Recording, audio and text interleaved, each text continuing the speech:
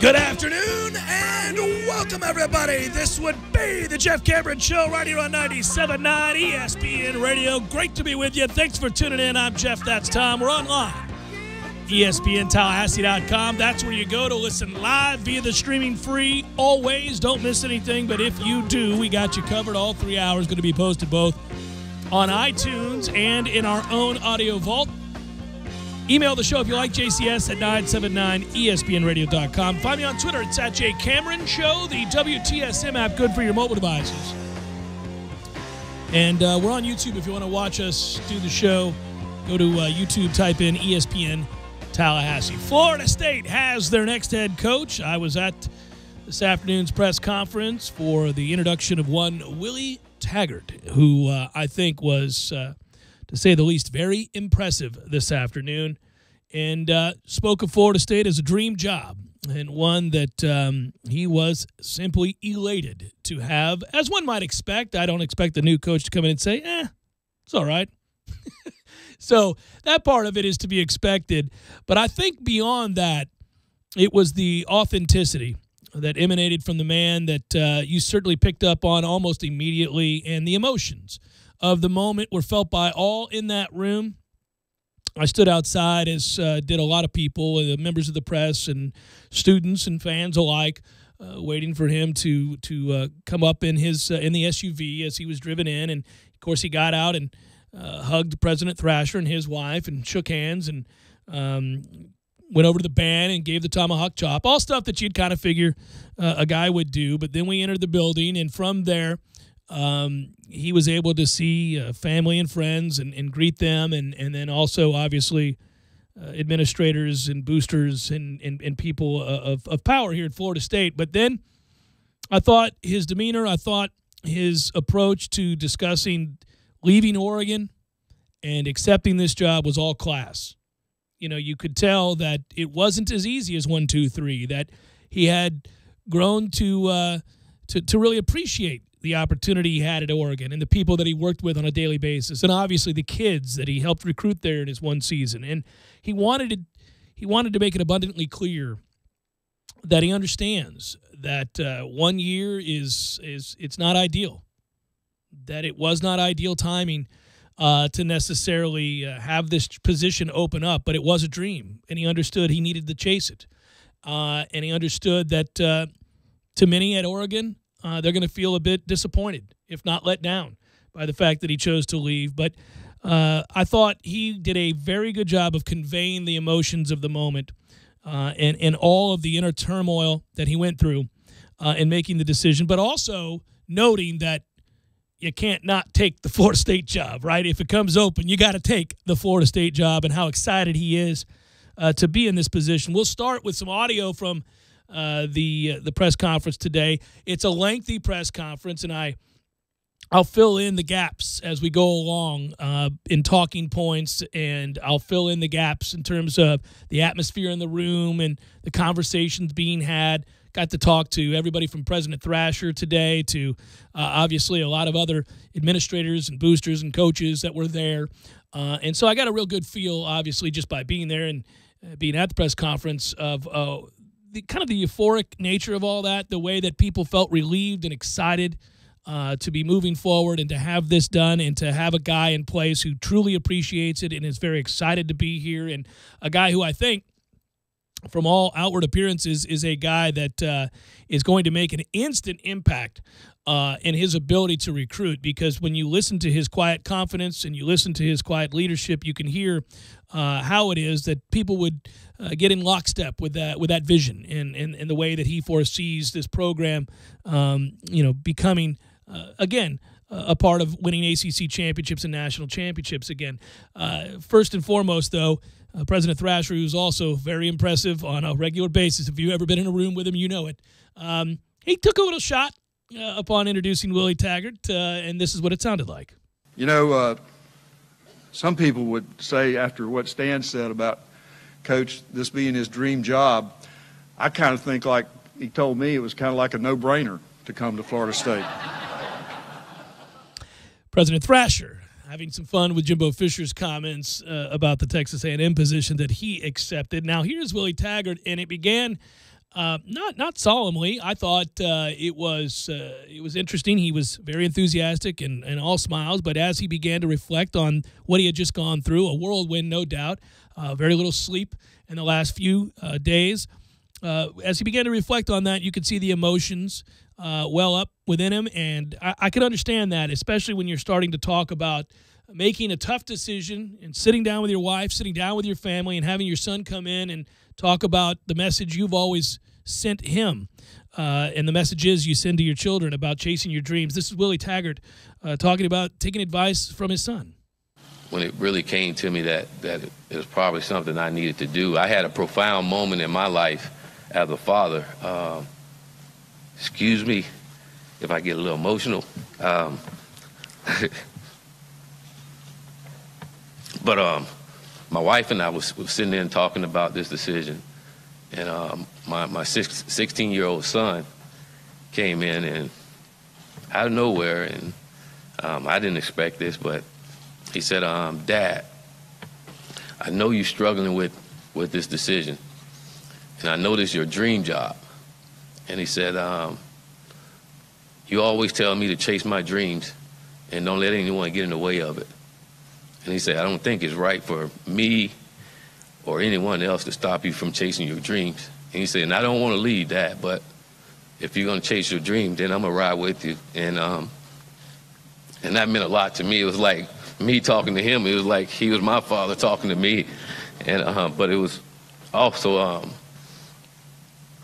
gratifying, and I was so proud of him, just how he articulated those things to me, and just, again, made me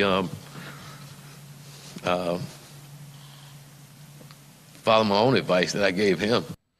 Cool moment there, and he had also expressed, that he had lost his father over the summer, and you could see he was competing to keep it together there, being overwhelmed by emotion, which one could certainly understand, and did a real good job, I think, in that and conveying that. Also talked about the nuts and bolts of it all. I mean, this is a situation we all know as he comes here that he's got to act quickly to salvage a recruiting class. He's got to act quickly in order to get out on the road, put together his staff, and get some kids to say yes to Florida State University, and talk to the ones who already have that are now wavering and those who have decided to back away, but then also who he can bring in here to help see the vision that he has and what his recruiting tenets are. This is Willie Taggart talking about the early signing period and his recruiting values and the values of the kids that he's going to recruit. Speaking of recruiting, there's an early signing day on December 20th through the 22nd. It's around the corner. So, like I said, there's a lot of work to be done in a short amount of time, and I plan on tonight to get out and get to working and try to salvage this recruiting class. And, again, I know growing up, guys want to be a no, and so I know there's a lot of no's out there that want to be here, and we're gonna go out and find them and find the right guys that's gonna come here and do the right things, and we're gonna hold each and every last one of those young men accountable to doing the things that they say they were gonna do when they came here, and that's being the best football player they can be, being the best student they can be, and having the best character that they can have. That's what we're going to judge our guys on. You got to have two of those three things in order to be on our football team.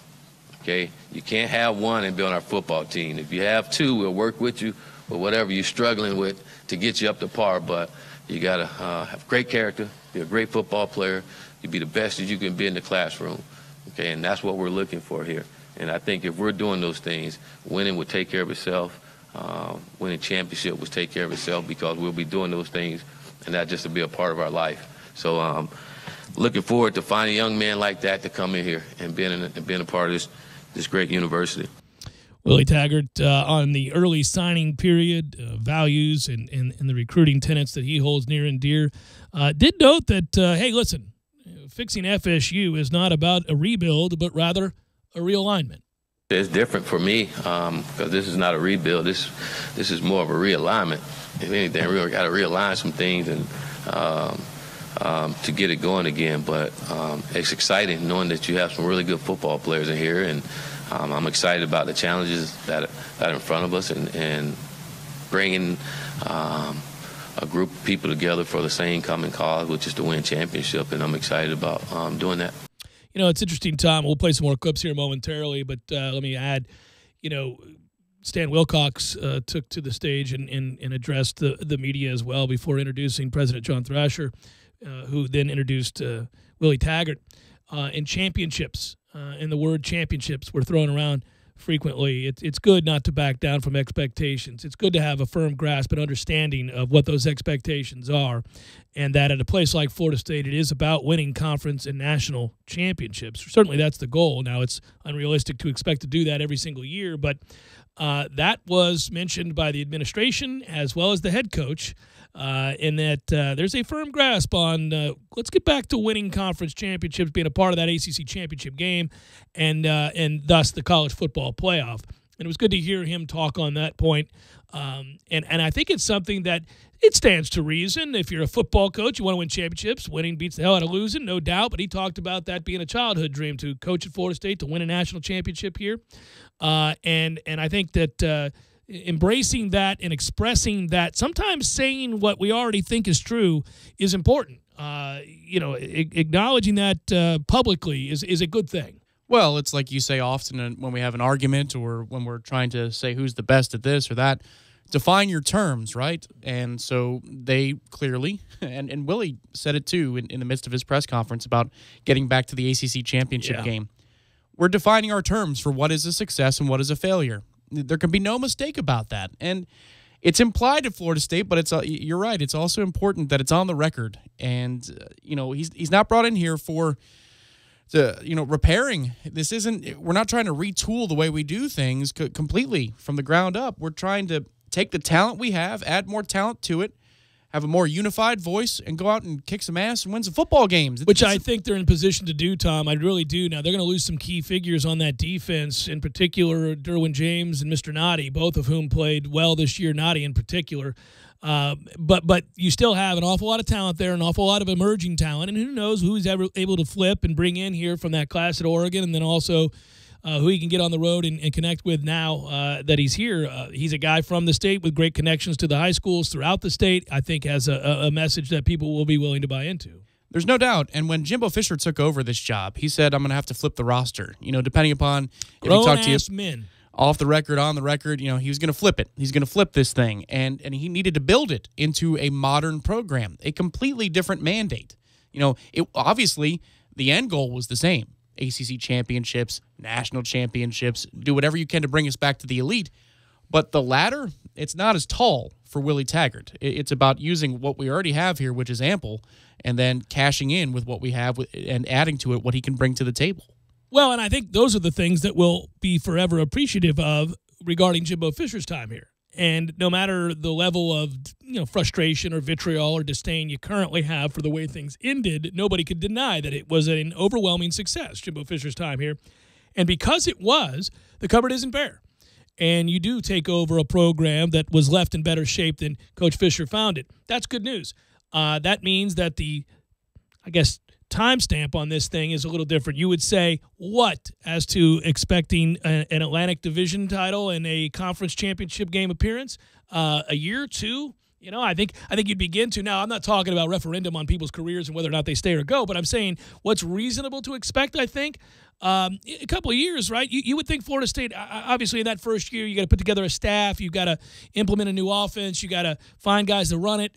You got to implement a lot of things that maybe are different on defense. And so there is an adjustment period in year one. Everybody knows that. Most people are willing to take that step back and take a deep breath and say, all right, well, I'll be out here losing games we shouldn't lose, but I also don't expect you to win a national championship in year one. So let's just see forward progress. Let's see that we're moving in the right direction. But by year two, Tom, I'm pretty sure we're going to say, all right, time to win the Atlantic. If not this first year, we'll certainly want to be in contention for it. I mean, after all, that Clemson game will be here. Yeah, there's no doubt. It's you know, when Jimbo took over, it was like an industrial ladder that you use for hanging Christmas lights at a school, or you know what I mean, like a private school, of course.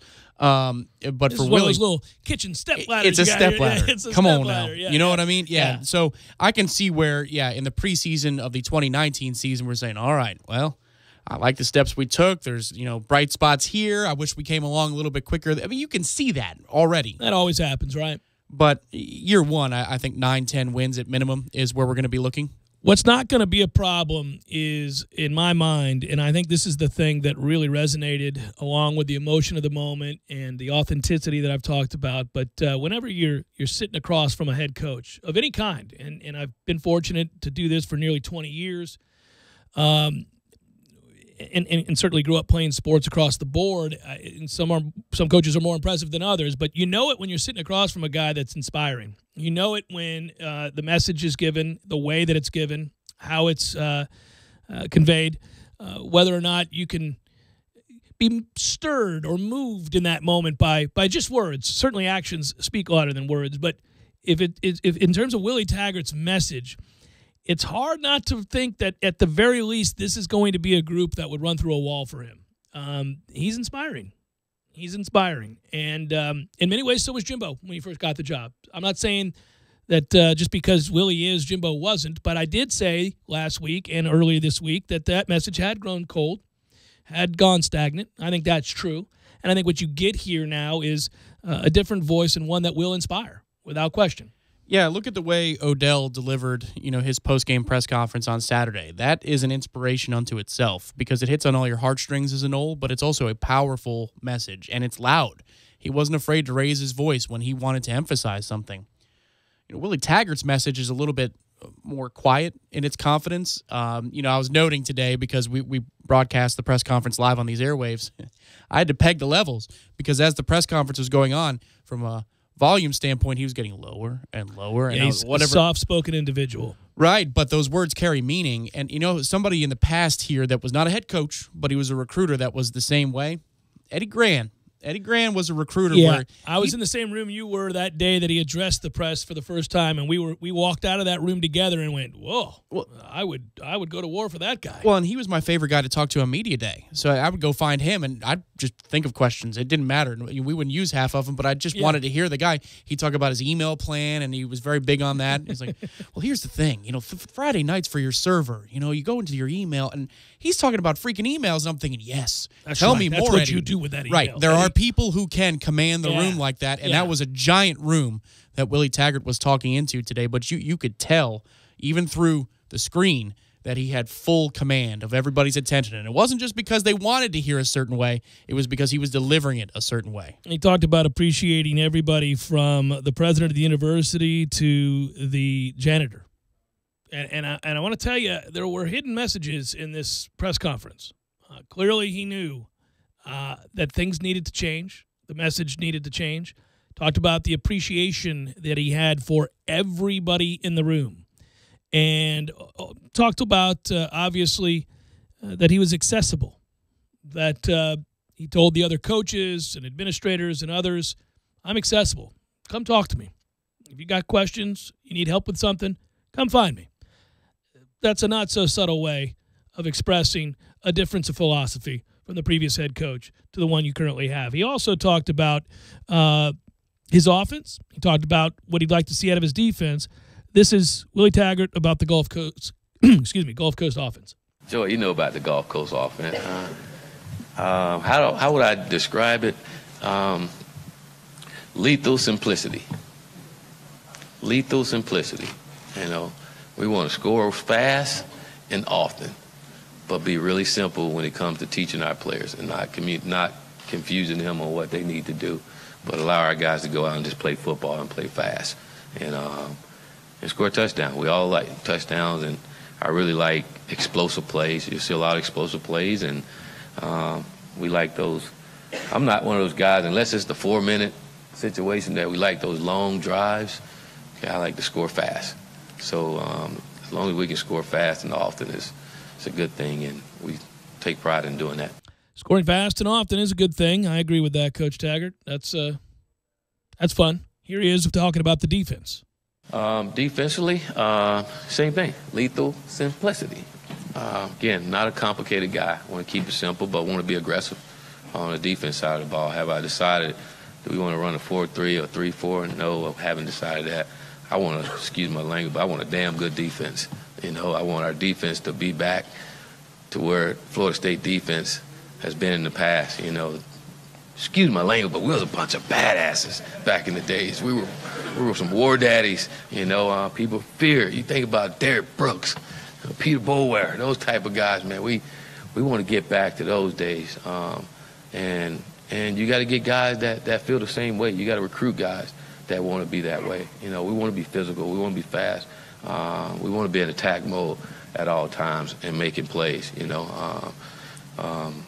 But it's got to be that way, and you got to have that personality as a defensive coach that coaches that way, and but we want to do it all in the right way. So that's what I'm looking for in our defense, and making sure we have a D coordinator that understands that and passionate about doing that, and gonna make sure you hold everyone accountable on that side of the ball to be in that way. Now it's just a question of how quickly he assembles this staff. There is some thought that obviously he would like to have Jim Leavitt come with him. Don't know if he will or he will not. Rumors are that he will, but we have nothing confirmed. That was not addressed at today's press conference. He was asked several times about the timeline, and he only noted that there is a sense of urgency. I think he certainly does want to take a step back to evaluate who's here in an effort to I think, engender continuity. One of the things that you have to do is take a look at this staff and who from it you can keep. People like getting together with the coaches from one place that they arrive at and leave another, and figure out who better enables them to seamlessly transition.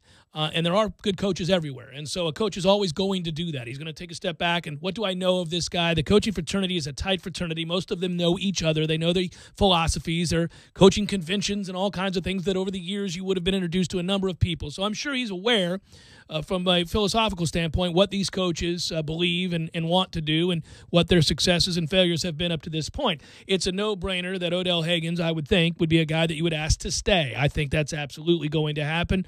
I really wouldn't look for Odell to go anywhere unless it was to go with Jimbo to Texas A&M. But aside from that, I think Odell Higgins will be asked to stay on board. As far as the other coaches, that I don't know. As far as whom he would want to keep here, I think there's an outside chance, and I know people would cringe, that you would look at asking Charles Kelly to stay on and coach defensive backs. He did a great job with defensive backs and special teams. We were very good in those two areas when he was only coaching that. I don't know if that's necessarily a possibility. Maybe the damage is done. But I would think Charles Kelly, who the kids love, and did a good job with our secondary. It's just only after he became the defensive coordinator did we run into problems. Might be a guy. Might be. Don't know. Certainly, if you're planning on bringing in a different defensive coordinator, it might be a little awkward to keep and retain the previous defensive coordinator in a different role. So I don't know. These are things that he'll have to answer.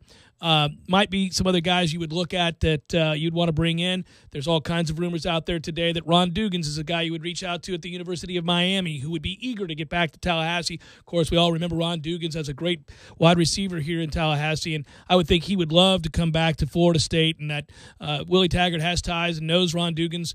That's probably a no-brainer that he leaves Miami and comes to Florida State and does a good job for us in recruiting and coaching up wide receivers. But in the coming days, that's really what we're going to be looking at, Tom, is who does he assemble as a staff, and which big-name recruits does he reach out to who perhaps we're thinking about not visiting, certain quarterback, and others, and see if he can get them on campus. We'll hear more from Willie Taggart. We have more sound bites from today's press conference when we return. Jeff Cameron Show, 97.9 ESPN Radio.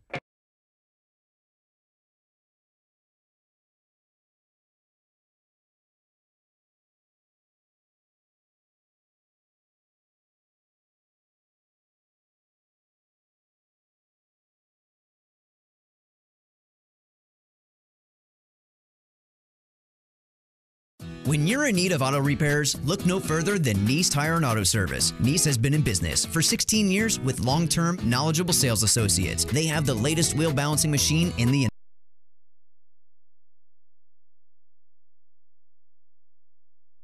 sit through a long wait. Nice Tire and Auto has 10 service bays to get you back on the road quickly. If you have tire problems, check out their large inventory with various Goodyear and Michelin tires. Nice Tire and Auto Service, 4792 Bluntstown Highway, 574-4100.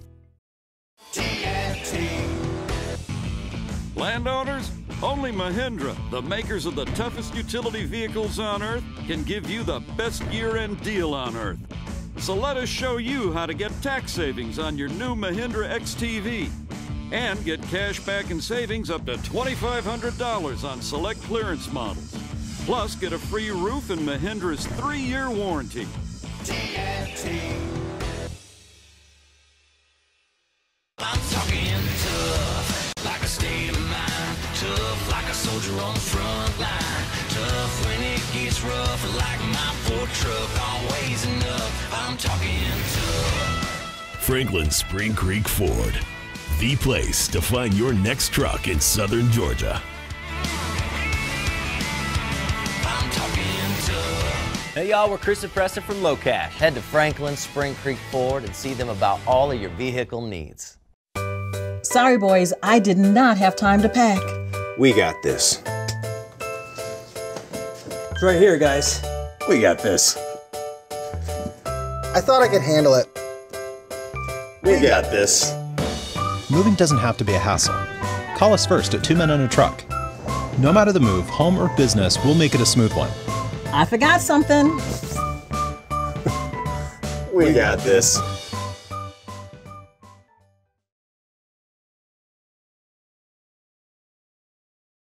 Audit. And I see the City of Tallahassee Utilities has created a new smart bill. Once we enroll, we do everything online. Billing, paying, everything. What a time saver. Not to mention saving energy, water, and money. And when we download the City of Tallahassee Utilities Digitally smartphone app, we can do everything on our phone. Pretty incredible. Plus, there are new authorized payment locations, like some local gas stations, grocery stores, other city departments, and more. We can even go to the Renaissance Center at 435 North Macomb Street to pay our bill. Wow. The E really does stand for easy, doesn't it? It sure does. E Plus from the City of Tallahassee Utilities. Your own utilities.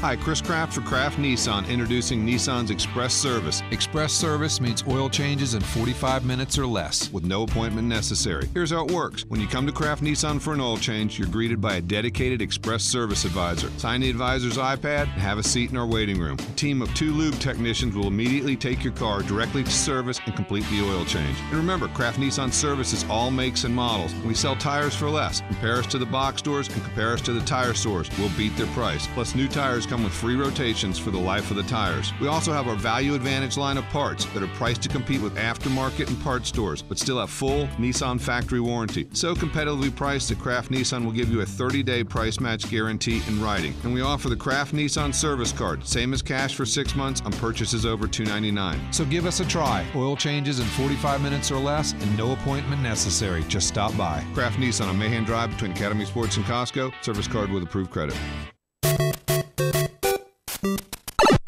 Games for Less, the only locally owned and operated gaming store in town, has Tallahassee's largest selection of new and used video games and game systems. The future of video gaming is at Games for Less, where they have both the PS4 and Xbox One. It's time to trade in your old systems and elevate your gaming experience now. Games for Less is also your headquarters for the best in retro gaming. Atari 2600, original Nintendo, Super NES, or Sega Genesis, you name it. They got it at Games for Less. Games for Less, the Super Walmart Shopping Center on Appalachia Parkway. Give them a call today at 850-219-3535.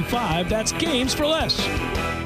Today, when you buy any golf cart at TNT Supercenter in Thomasville, they will deliver it to you for free. Yes, free delivery within a 50-mile radius of Thomasville and TNT Supercenter. This means you, Tallahassee, and you too, Valdosta. And it gets even better. For a limited time, when you purchase your cart at TNT Supercenter, you'll receive huge discounts, up to 30% off on all your accessories. We're talking major discounts on wheels, tires, lifts, seats, you name it, on everything you'll need to customize and personalize your new golf cart. TNT Supercenter has new carts, pre-owned carts, club car and Yamaha carts, even Star EV carts. And when you buy today at TNT Supercenter, they will deliver it for free within a 50-mile radius of Thomasville. Are you listening, Valdosta? Did you hear me, Tallahassee? Over 150 carts in stock with free delivery and huge discounts on accessories. Only at TNT Supercenter, US 19 South, next to the Dairy Queen in Thomasville. View inventory and pricing at TNTSupercenter.com. TNT. You're listening to The Jeff Cameron Show on 97.9 ESPN Radio.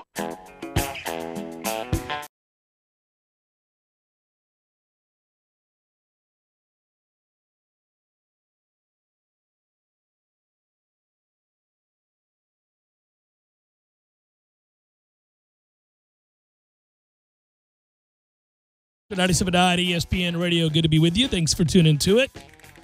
For those asking, tomorrow will be Seminole Headlines. We pushed it back. We had the common sense to figure out that things would break eventually and that we needed to react to that as opposed to doing it some morning and then have the new head coach announced. Maybe you should have done it Monday so the news could have come quicker. In truth, this all played out very quickly, and Florida State's administration did a great job. You got to give President Thrasher and Stan Wilcox an awful lot of credit. Because they were able to conduct this search quickly, succinctly, and really, for the most part, as quietly as you can in today's day and age. Not a lot leaked out of that. You knew they were meeting in Arizona. You knew they had eyes for Willie Taggart and that they were listening to other candidates as they came forward to express their interest in the job. But by and large, this seems like, dating back to last week, they pretty much knew what they were going to do. And it played out that way. You know, I said last week that it would be Willie Taggart, and I said it would be around Tuesday or Wednesday. Basically, that's how it worked. And I think the information that came out from my source was that they knew about what it was going to take and the situation they were in. It wasn't a situation where you could lowball the guy. I don't think they were in a position to be able to do that, and I don't think they really wanted to. This is a reasonable buyout.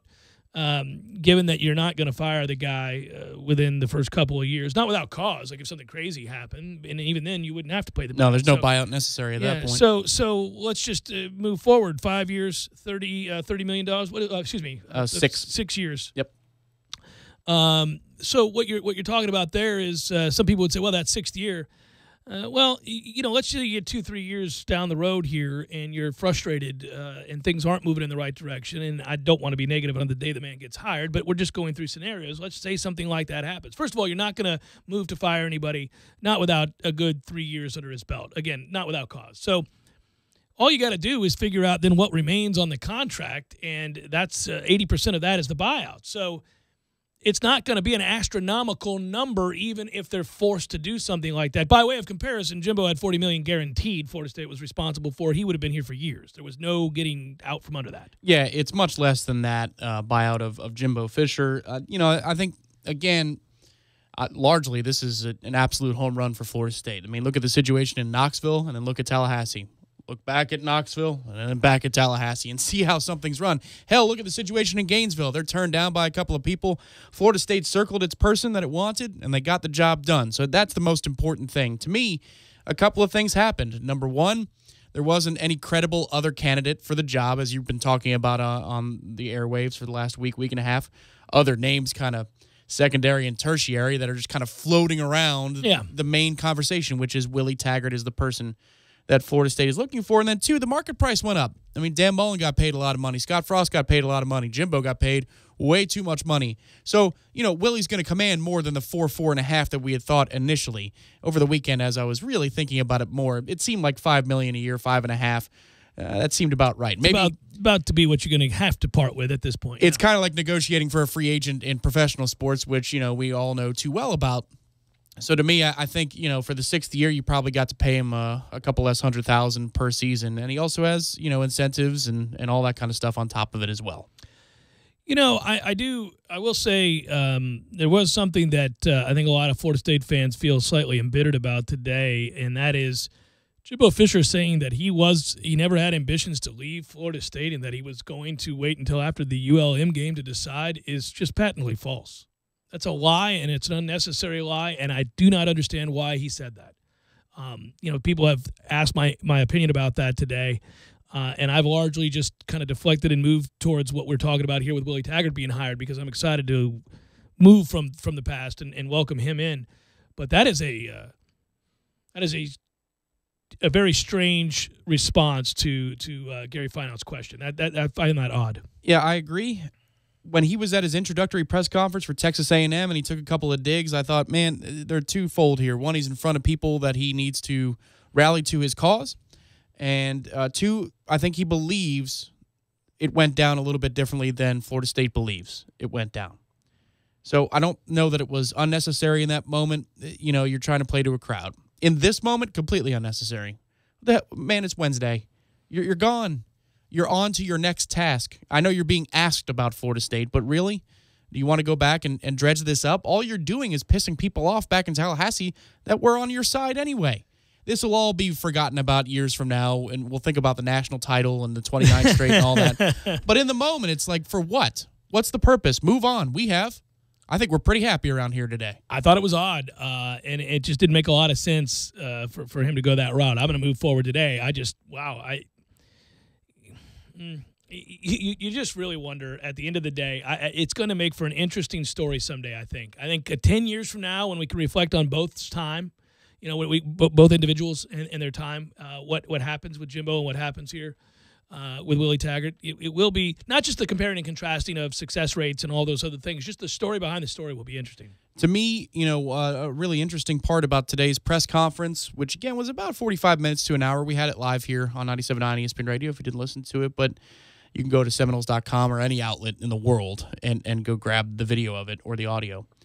But the way that, Willie handled the Oregon situation and describing the Oregon situation. Go ahead and play it, because I'll tell you what, I know we got to go to break, but today is going to be a day in which we bastardize hard outs and everything else. So here's Willie Taggart speaking on that, leaving Oregon, how difficult it was to do, and how much he respected and enjoyed working there with those people in that community, and how much his family had embraced it. It was tough because what you just said, only been there for a year. Things were going really well there. I mean, in every aspect. It's going well. The people you met and the relationship you built, it's always tough when you have to end that, I mean, just think about it, being able to meet Phil Knight. I mean, he's an icon. And I was in awe when I had a chance to meet him. It was like, wow. And he's a great person and have a great mind and really smart, but he really loved the University of Oregon.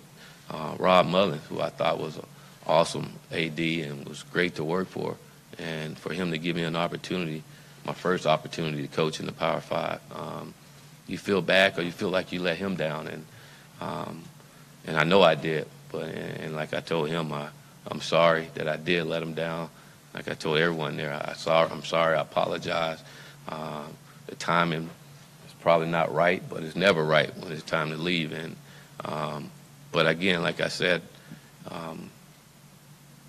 talking with my son made me realize a lot, and I can let, I guess my biggest problem, I'm always worried about other folks and making other folks happy. And this one time where I get a chance to fulfill my dreams, I couldn't just rely on that. And again, it's just a perfect situation. I wasn't going to leave it just for anything, because it was perfect and my family loved it there and had everything going the right way. But to be closer to your family and still have an opportunity to coach in the Power 5 and still have an opportunity to win a national championship, which is a personal goal, it was tough to overcome. And again, don't always work the way that you want it to, but it is what it is. And again, I know they'll find a great coach there, and they have great players there, and they'll do a great job there. Willie Taggart at today's press conference. We'll have clips throughout the program today. Stay with us. Jeff Cameron Show, 97.9 ESPN Radio.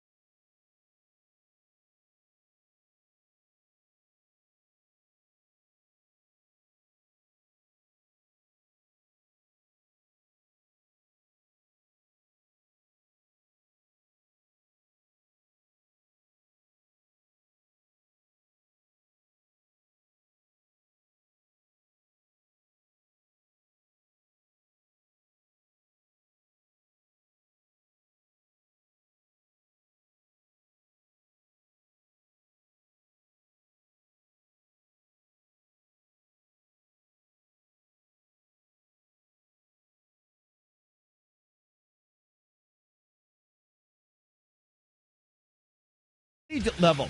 We think there are some positives taking this to conferences and the officials and some of the student athletes. It is a deterrent. It is now something that we will consider. It is on our agenda. The first priority and the first place where this will be discussed will be with the NFL's competition committee. It is on their agenda coming up in February of 2018.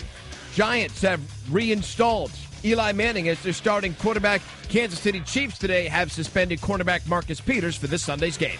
Domino's loves you so much that they're offering 50% off the menu price on all pizzas when you order now on Domino's.com. Online only and valid November 27th through December 7th. Prices, participation, delivery area, and charges may vary. Offer only applies to the pizza portion of your order. It's that time of year again where you have to shop for the naughty and the nice. Make it easy. Super Lube it and get rewarded with a free oil change. Right now, visit any of the 19 area Super Lube locations, buy 3 oil changes, and get 1 free. Keep it or give that free oil change to a car lover on your list. Hurry in and make shopping easy with a free oil change from Super Lube. You'll be glad you did. They change more oil in just 10 minutes. Boy, this place is sure convenient. How I love to Super Lube my car, lube my car. How I love to Super Lube my car. Yes, sir. Get your weekend started right here on 97.9 ESPN Radio. Saturdays at 6 a.m. with Fishing Florida Radio. Listen to the 3 amigos, Boudreaux, Steve Chapman, and Captain Mike Ortega as they catch you up to speed on what's new and biting in the North Florida region. Big-time guests, celebrities, interviews, and 3 hours of the fishing info you need. Fishing Florida Radio is brought to you by Sea Quarters Marina off Highway 98 in Carabel. Sea Quarters Marina, your full-service marina, and presented by Hobbit American Grill, locally owned and operated since 1978. At Whole Foods Market, we believe in real food. Food that's full of nutrients, naturally vivid and colorful, fresh and delicious. Food that connects you to your body, to the seasons, and to the natural world. We believe food should nourish you and help you think. It should help you feel calm, clear-headed, and strong. It should help you do more, sleep better, and wake up happier. That's food that lives up to its name. We believe in real food. Whole Foods Market.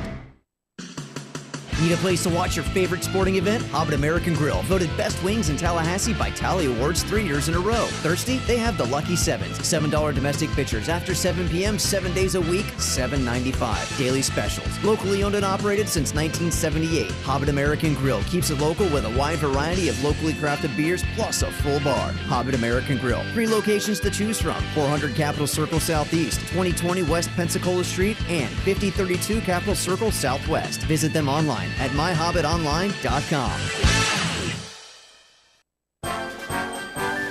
Parker Brothers Roofing says don't play games with your roof. Protect your home and your family.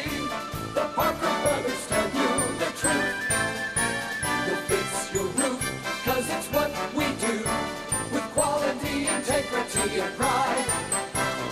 Parker Brothers Roofing, professional every time. Stay safe and dry inside. Customers constantly tell us that they're getting several estimates to compare apples to apples. You ever bite into an apple and find out the inside is rotten? Cheap roofing quotes are just like that rotten apple. Quote looks shiny and delicious because it's the cheapest, right? But you wind up with that rotten apple that leaks or starts to fail immediately. All roofing quotes are not equal. Cheap estimates equal cheap materials, subpar labor, or both. For quality that lasts, call us at 656-8112. Parker Brothers Roofing, professional every time. Stay safe and dry inside. License number CCC 049350. Don't just listen to The Jeff Cameron Show. Watch it live. The Jeff Cameron Show Streamcast. Live weekdays 3 to 6 p.m. Head to ESPNTallahassee.com today to watch live or catch up on demand. The Jeff Cameron Show Streamcast. Brought to you by Nice Tire and Auto, your trusted Goodyear dealer. 574-4100. And presented by TNT Supercenter in Thomasville, Georgia. And Franklin Spring Creek Ford. With the holidays in full swing, every little thing you cross off your list makes the season a lot less stressful. Start with a $10 CVS cash card, yours when you spend $30 on select items. Then pick up Hershey's Kisses, now 2 for $5, and all of the other holiday essentials like Christmas lights and wrapping paper. Plus, Hallmark cards for family and friends are now buy one, get one free. Stop into your neighborhood CVS pharmacy today and save big on all the little things you need this holiday. Restrictions apply. See circular for details. Tallahassee loves the corner pocket as much as a crystal ball winning catch. He's looking, he wants it to the end zone. It's Benjamin! Touchdown! With 13 seconds left. The 97.9 ESPN radio special is a must-have every Monday and Wednesday at the corner pocket. 10 mouth-watering wings, a fresh side of fries, and a chilled domestic pint of beer are just $9.79 all day long. Be sure and try the fish blend of sauces, a true wing eater's favorite. The Corner Pocket Bar and Grill. He's gone! Home of Trivia Tuesday, Beer Bingo Thursday, and the daily $7.99 lunch special. This is the Jeff Cameron Show on 97.9 ESPN Radio.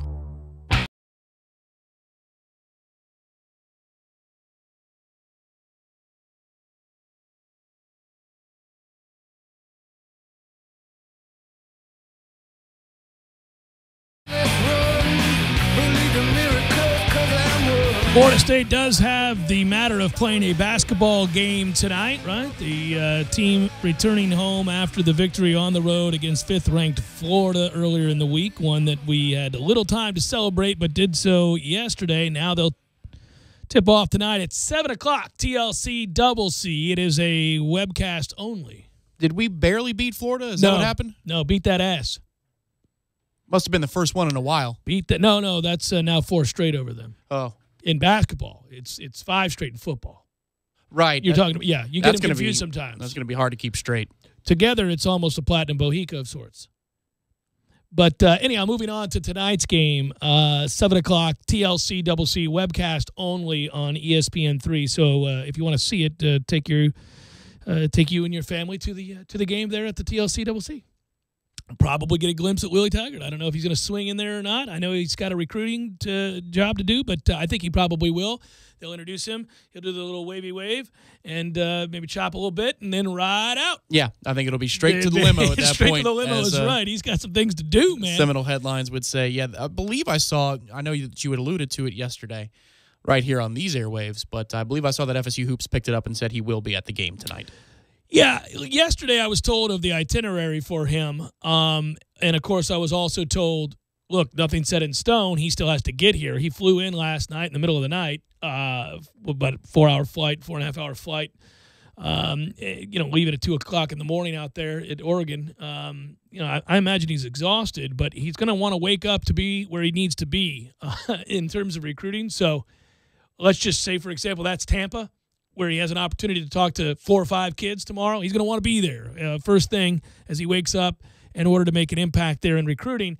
So this will be kind of the last of the appearances for a little while in Tallahassee as he steps out on the floor of the basketball arena tonight and gives a little wave. Yeah, there's no doubt, and you heard him allude to it a couple of times today in the press conference, just for clarity's sake, and as it relates to the Independence Bowl. It sounds like the current regime of existing coaches is going to finish out the bowl season. And no pressure there, right? I mean, he does mention that he's going to be evaluating the coaches as to who would maybe work and stay on board and who would be asked to have a good day. Yes, he'll be at practice evaluating the coaches, but it doesn't sound like he'll be, installing anything crazy for the bowl game. No, I don't think he's going to have much to do in regards to the strategy in the bowl game. I think there's no doubt he's going to watch how coaches operate, going to check their commitment level. And also he'll have an opportunity to examine and analyze what he's got coming back next year in terms of talent. Willie Taggart, again, probably introduced tonight at the basketball game. We do believe that is going to happen. Florida State going for their 25th straight victory at the TLC Double C. If they get it, they will turn 8-0 on the season. Again, can't express just how big that win was over Florida this week, because that was the game we figured to be a stumbling block, given what Florida is this year, a really talented team, and I think going to have a good year, and that game being on the road. You thought, well, okay, if you lose that one, you probably can't do any worse than 10-2. You'd like to go 11-1 in this non-conference. You got a chance to go undefeated in non-conference because you got that win. And it would go a long way because that's not a strong non-conference schedule. So this is a strong win that gives you a little bit of wiggle room. But you'd like not to diminish the value of that victory by losing or having a hiccup against a team that's not nearly as talented as, say, Florida. Yeah, the only thing that's strong about the non-conference to me is all the places you've traveled. And, by the time it's over, you'll have gone to Rutgers, Jamaica, obviously down to Gainesville and beat them again. And then you'll be in Tampa, I believe it is, on Sunday for a neutral court game against Tulane. Is that right? And then you go to Sunrise. You go play in Sunrise against Oklahoma State. So you'll be all over the damn lot here. And if you go 12-0, you'll at least get that road team thing down. I mean, hell, we thought, well, what a nice response for them in the ACC Big Ten Challenge against a decent opponent that plays good defense to beat Rutgers.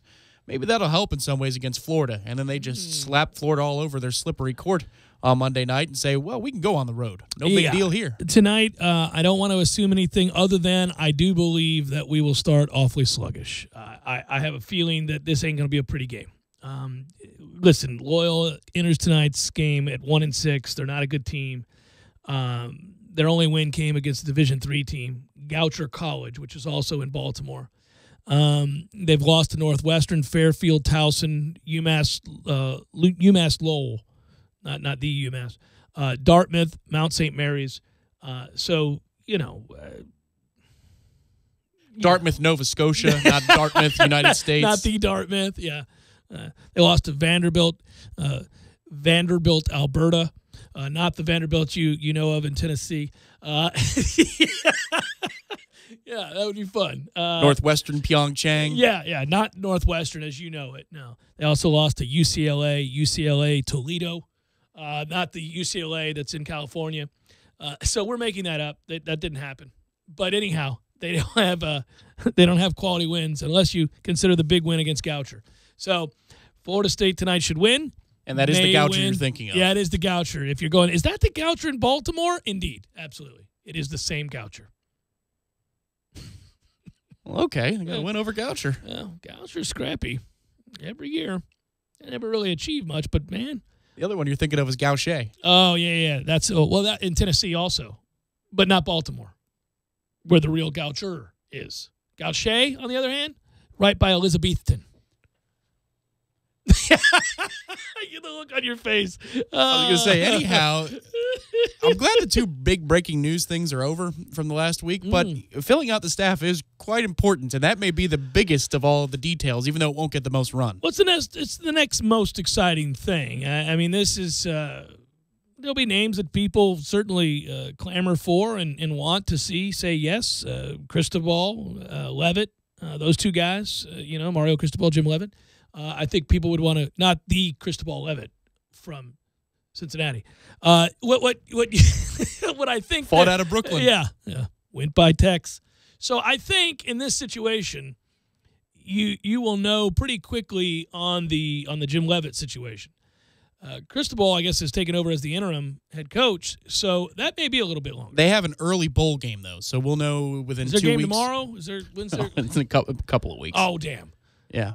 We got to go through the bowls, buddy. We got to do the swag. Swag. Well, that usually marks the bowling tournament as well, which you can sign up for at ESPNTallahassee.com. My man, ESPNTallahassee.com right now. This is a wonderful charity event we do every year. We have a blast doing it. Fine folks at Crenshaw Lanes over at Florida State, one of my favorite places on campus. Actually, you asked me my favorite place not long ago when we were doing a pregame show, and I gave you an answer, and then I realized, no, it's Crenshaw Lanes. I always love that, or the Oglesby Union, which is all right there. So, yeah, that would be it. Which they're about to redo completely. So, hopefully this isn't a total say goodbye. Maybe we can make it out there again. I couldn't say on the air that day why I loved Oglesby Union, per se, but I can tell you I always loved Crenshaw. So I see. Yeah, I could. Good times, man. Good times. Anyhow, that said, we're going to have our event on the 13th, and it benefits the kids of the Guardian ad litem. These are kids who otherwise might not get Christmas presents, or toys and the like, or gift cards for the older kids. So if you want to sign up, get signed up, ESPNTallahassee.com. You'll see it right on the front page. We do it every year, but it fills up very quickly. So let's do this thing, folks. Let's get together and do as we always do. Hour number 2 forthcoming. Stay with.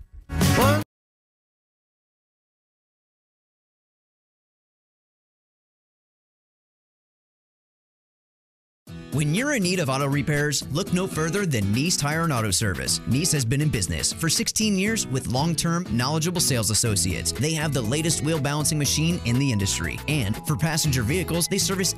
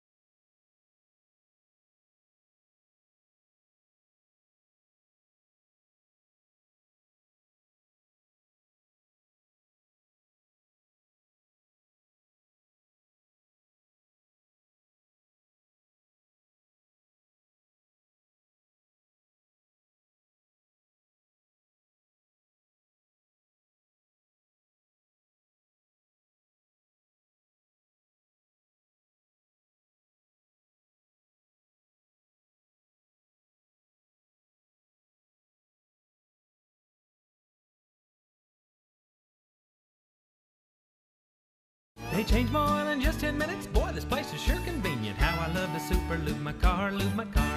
How I love to super lube my car. Yes, sir.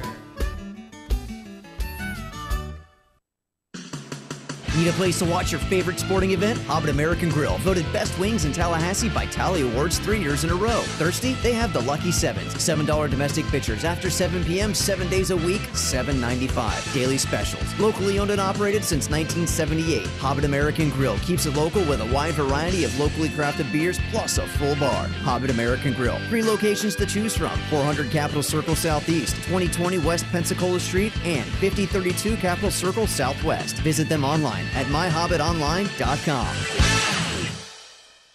Tallahassee loves the corner pocket as much as a crystal ball winning catch. He's looking, he lost it to the end zone. It's Benjamin! Touchdown! With 13 seconds left. The 97.9 ESPN radio special is a must-have every Monday and Wednesday at the corner pocket. 10 mouth-watering wings, a fresh side of fries, and a chilled domestic pint of beer are just $9.79 all day long. Be sure and try the fish blend of sauces, a true wing eater's favorite. The Corner Pocket Bar and Grill. He's gone! Home of Trivia Tuesday, Beer Bingo Thursday, and the daily $7.99 lunch special. Hi, Chris Kraft for Kraft Nissan, introducing Nissan's Express Service. Express Service means oil changes in 45 minutes or less, with no appointment necessary. Here's how it works. When you come to Kraft Nissan for an oil change, you're greeted by a dedicated Express Service advisor. Sign the advisor's iPad and have a seat in our waiting room. A team of 2 lube technicians will immediately take your car directly to service and complete the oil change. And remember, Kraft Nissan services all makes and models, and we sell tires for less. Compare us to the box stores and compare us to the tire stores. We'll beat their price. Plus, new tires come with free rotations for the life of the tires. We also have our Value Advantage line of parts that are priced to compete with aftermarket and parts stores, but still have full Nissan factory warranty. So competitively priced that Kraft Nissan will give you a 30-day price match guarantee in writing. And we offer the Kraft Nissan service card, same as cash for 6 months on purchases over $299. So give us a try. Oil changes in 45 minutes or less and no appointment necessary. Just stop by. Kraft Nissan on Mahan Drive between Academy Sports and Costco. Service card with approved credit. This is 97.9 ESPN Radio, WTSM, Woodville, Thomasville, Tallahassee. ESPN Radio Sports Center. I'm Kevin Winter. Breaking news into the Sports Center newsroom. The National Football League will consider implementing a targeting rule next season. It would require a mandatory ejection for any player who hits a defenseless opponent, offense or defense, above the shoulder. College football currently has a targeting rule. Troy Vincent, the NFL's executive vice president of football operations, said today on a conference call with reporters, quote, "We've seen it work. It has worked to a degree. It's clean. That play is reviewable at the collegiate level.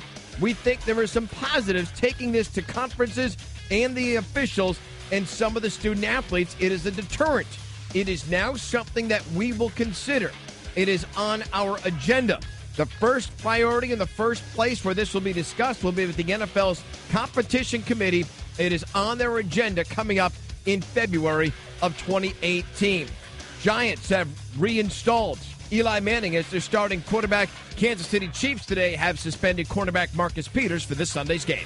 Domino's loves you so much that they're offering 50% off the menu price on all pizzas when you order now on Domino's.com. Online only and valid November 27th through December 7th. Prices, participation, delivery area, and charges may vary. Offer only applies to the pizza portion of your order. This is the Jeff Cameron Show on 97.9 ESPN Radio.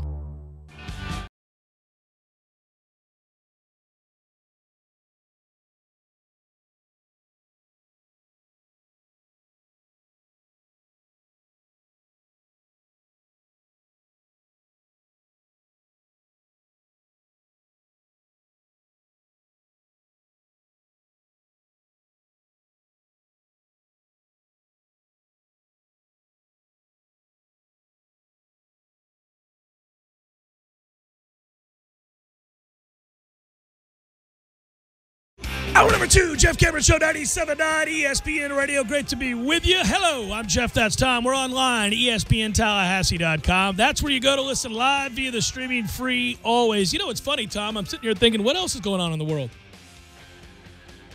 we were following this story so closely and trying to get the skinny on when it is that Florida State would announce their new head coach. And after that, it was more about when Willie Taggart would agree to terms and be in Tallahassee. Like, it occurs to me that they play sports elsewhere. There are other things happening. I'm just not aware of it currently, save for the Lightning last night. Any breaking news besides Peters being suspended by the Chiefs, which is not breaking news. It's stuff that most people around here would be rather indifferent about. Well, okay. Well, that's different. Is there breaking news? And is there something that people around here will be of consequence? Yeah. It's funny that way, right? The news today, if you're just hopping in your car, is obviously that Willie Taggart has been hired by Florida State. Arrived late last night, early this morning. Was there on campus. I went to the press conference today. And enjoyed very much listening to Willie Taggart address the room, address those in attendance, and answer the questions presented to him by the assembled media. And it was kind of a fun day just to see a guy so happy, man. There was a sense of relief that's been there since this past weekend. On Saturday, I talked about walking into the press box on Saturday. Really, I got in there around 11:15 or something like that.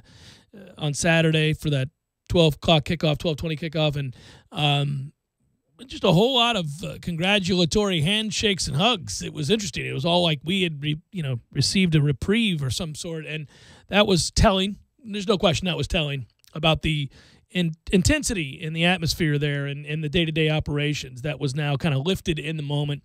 And while that was true on Saturday, today there was a euphoric feeling that people were not only happy to be out from under, a stressful situation, but also to be in a situation to embrace something new and a person who really, really, really embraced the moment and was very excited about it, and it conveyed that in an authentic manner. There's no doubt that's really what we were talking about today, and I could see where Willie Taggart's going to be a very good recruiter. I could see why he always has been.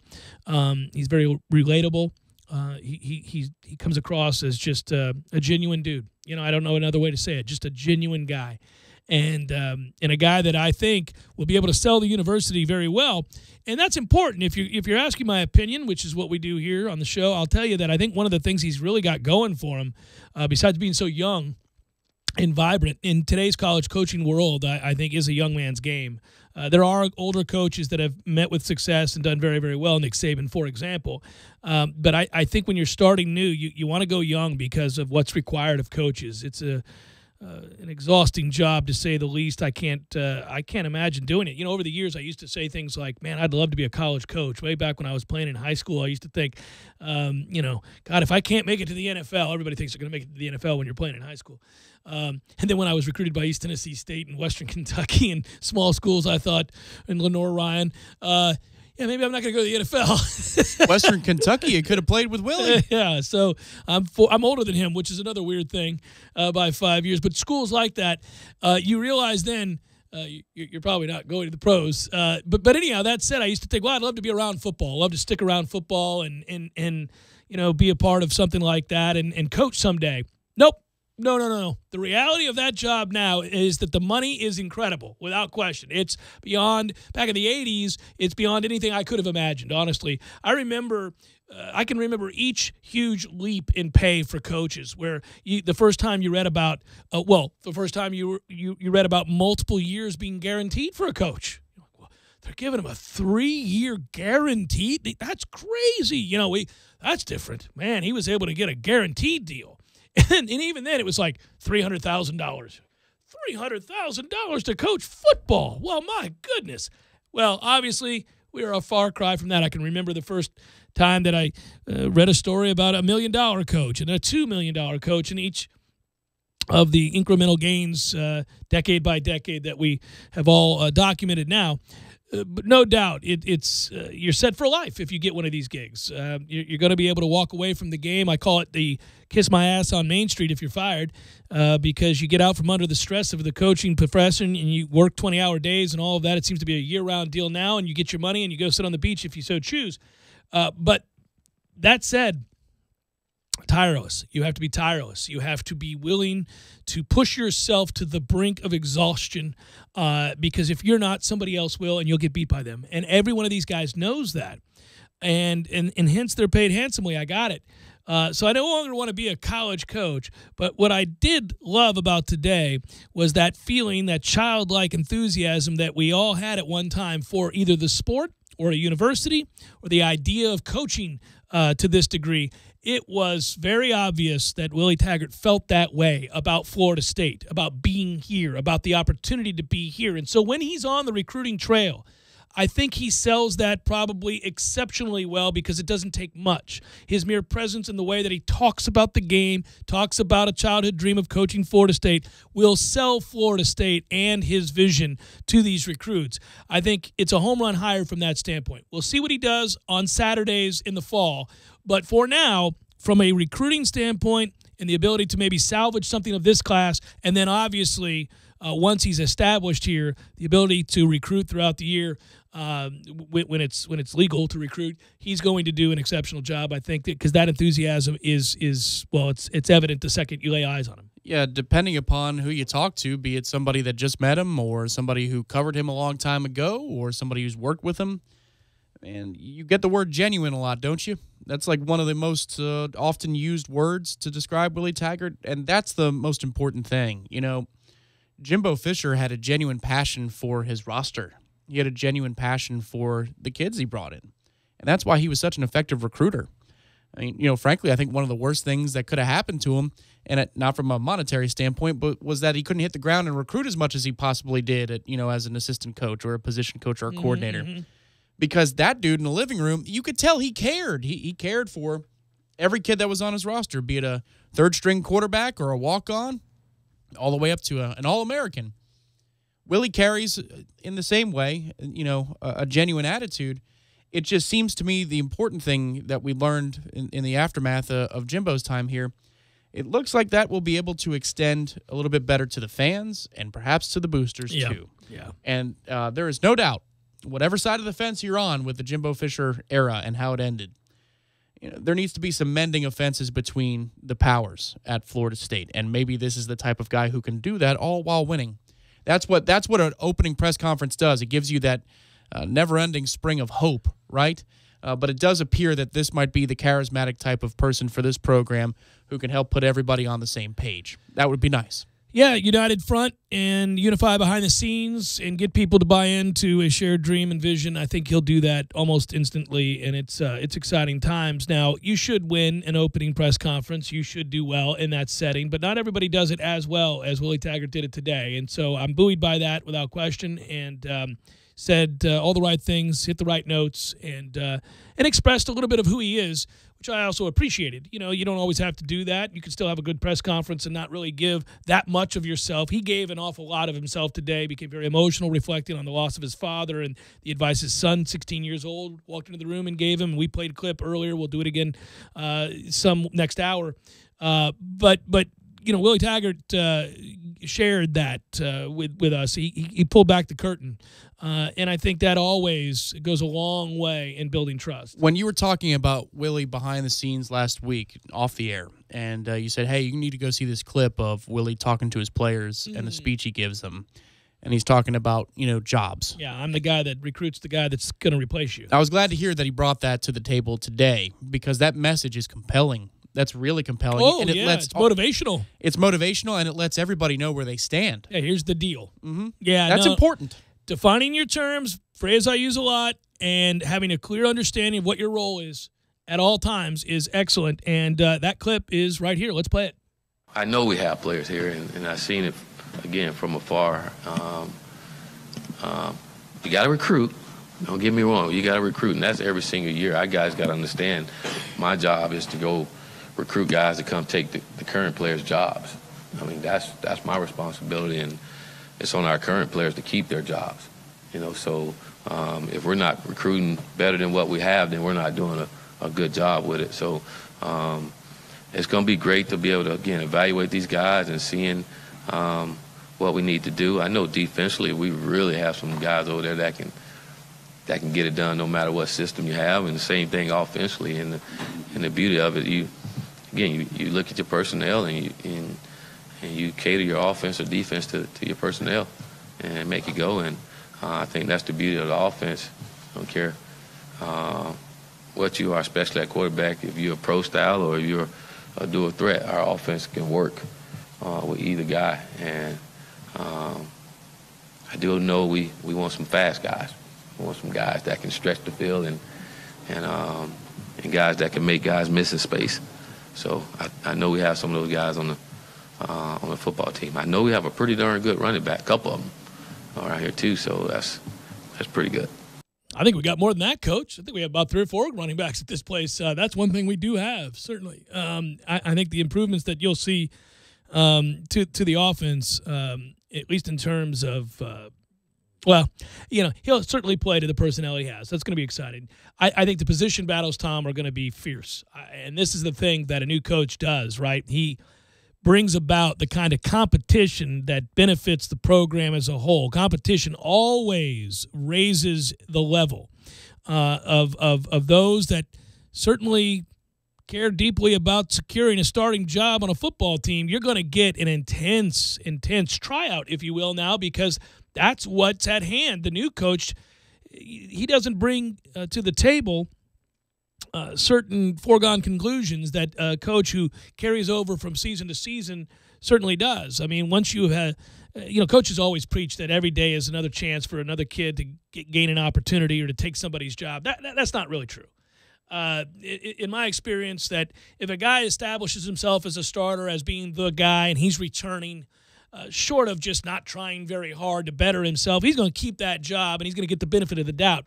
But with a new coach, that's not always the case. He may look at things and see it as a problem. He may say, I've got to make an example, and there are opportunities with this segment or this segment to make that example, and the drop-off from this guy to this guy isn't great, but maybe the message is sent, so you'll get that tryout now. Yeah, the thing I'm most excited to see, and there may be some growing pains here, and I'm just kind of okay with that because you got a new system coming in. But I want to see how complementary football is played here at Florida State now, moving forward. You want to go fast on offense? We all know the criticisms we levied against that type of offense in years past.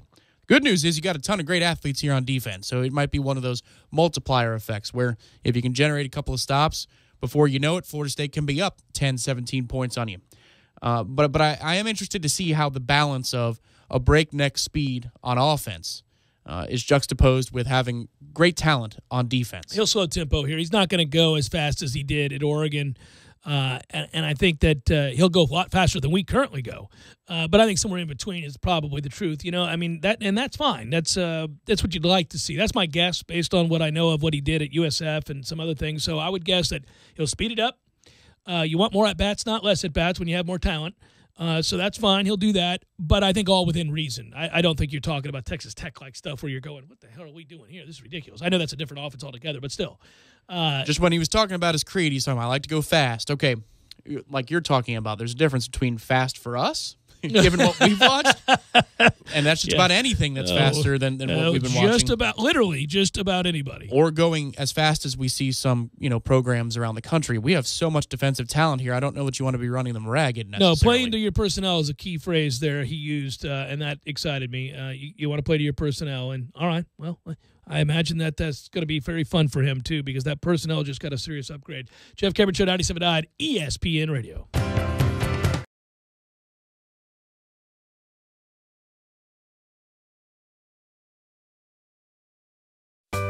Sorry, boys, I did not have time to pack. We got this. It's right here, guys. We got this. I thought I could handle it. We got this. Moving doesn't have to be a hassle. Call us first at 2 Men and a Truck. No matter the move, home or business, we'll make it a smooth one. I forgot something. We got this. When you're in need of auto repairs, look no further than Nice Tire and Auto Service. Nice has been in business for 16 years with long-term, knowledgeable sales associates. They have the latest wheel balancing machine in the industry. And for passenger vehicles, they service AC, brakes, suspension, tune-ups, and much more. Never sit through a long wait. Nice Tire and Auto has 10 service bays to get you back on the road quickly. If you have tire problems, check out their large inventory with various Goodyear and Michelin tires. Nice Tire and Auto Service, 4792 Bluntstown Highway, 574-4100. Landowners, Only Mahindra, the world's #1 selling tractor, can give you the #1 year-end deal. Let us show you how to get tax savings on the toughest tractors on earth and get up to $7,400 in discounts along with Mahindra's 7-year warranty. Plus, get an Emax 22 with mid-mower for just $134 a month. TNT. I'm talking tough, like a state of mind. Tough, like a soldier on the front line. Tough when it gets rough, like my Ford truck. Always enough, I'm talking tough. Franklin Spring Creek Ford, the place to find your next truck in southern Georgia. I'm talking tough. Hey y'all, we're Chris and Preston from Low Cash. Head to Franklin Spring Creek Ford and see them about all of your vehicle needs. Jackson Barber is now qualified as a finalist for the Dale Jr. $2,500 end-of-the-year scholarship. To help support the folks at Dale Jr., check them out on the corner of Capitol Circle Northeast and Miccosukee or by visiting online at Dale Earnhardt Jr. Buick GMC Cadillac.com. Recently, by an overwhelming margin, Floridians voted Amendment 2 into law. People all over the state who are suffering from conditions like cancer, seizures, or chronic pain are now legally able to seek out alternative natural treatments. The doctors at MMT Clinics of Florida specialize in evaluating your medical conditions to see if you qualify for this care under Amendment 2. To find out if you qualify, visit mmtcfl.com to fill out a simple survey or make an appointment. Again, visit mmtcfl.com to get started. Weekend deals are here at Target. So here's your very merry, hold the phone, mobile stocking stuffer sidekick guide to saving big this holiday season. This Saturday and Sunday, get in on hundreds of the cartwheel deals you love, only in the Target app. That's hundreds of wish list makers just waiting for a scroll, swipe, and click, including 30% off C9 for the family and 20% off holiday lights. It's time to get appy. This weekend, save on hundreds of deals with Cartwheel, only in the Target app. Some restrictions apply. See store for details. Hi, Chris Kraft for Kraft Nissan. Once again, all of you with stellar credit ratings, congratulations. And this message is not for you. All year I've been talking about our New For You program to assist good people with dings in their credit. And just last week, a friend of mine came into my office worried about his own credit rating. But thanks to our New For You program, you guessed it, he drove away in a brand new Nissan Altima. We are proud of the fact that we have helped hundreds of people that were previously limited shopping little used car lots where they overpaid, got huge finance charges, and had very few choices on cars to purchase. Some of those lots may actually hurt your credit more than they could ever help. So remember, credit score under 600? Come on in. Recent bankruptcy? Come on in. Recently divorced? Come on in. Think you have a financial problem we've never heard of? Come on in to Kraft Nissan. And come see the one dealer in Tallahassee that can really help you out. Come see the cars that everyone wants at the hottest dealer in town, Kraft Nissan. And remember, if you don't see the Kraft tag on your car, you paid too much, way too much. Kraft Nissan on Mahan Drive between Academy Sports and Costco, or visit us on the web at craftnissan.com. Nice shot there, Dickie Lang. I'm sure you'll get out of the bunker this time. Here's Cameron from 160. Maybe a 9-iron. No, it's an 8-iron. Probably just hitting it 3/4. It's the season for some Gordos. La la la la la la la la. Eddie? What in the world are you doing here? You don't even golf. Be that as it may, Jeff, my holiday spirit knows no bounds. I come bearing gifts. Outstanding. What do you have there, sir? 3 gifts. Gold, frankincense, and mahi fingers for all. Gold and frankincense not included. Very thoughtful of you, Eddie. You don't have to do this, man. That's what we do, man. This is the holiday season. This is the time when you show the people you love and the people that you care about just how much they mean to you. You're absolutely right. I'm glad we get to share this with the community together. Well, that's why I'm here, bud. Well, that. And I want to use that driver you got. It's par 3, Eddie. Not using the driver. 7! Gordo's, bringing the flavor and flair of Cuban food to Tallahassee since 1996. You're locked in with the Jeff Cameron Show on 97.9 ESPN Radio.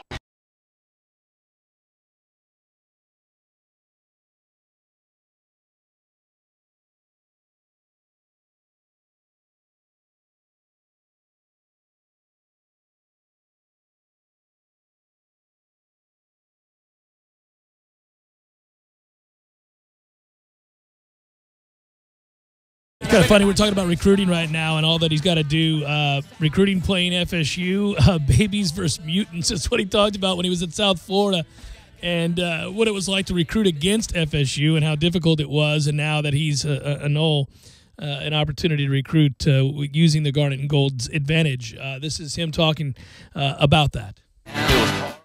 Or not. Here is him talking about that. Good time. Here we go. It was hard because we knew we probably weren't going to get him. You know, but we had some practice recruiting them. And then it was tough because you're playing against some really good football players when you played against them. And I think in South Florida, we were playing against those guys, and we had some really good football players in South Florida. They were just young, so we were playing with some babies against some mutants out there, and that was tough. But as an opposing coach, you go out and you look and like, geez, how do they find guys that look like that? You know, and but again, found a way to get on the right side of that train. So I'm excited.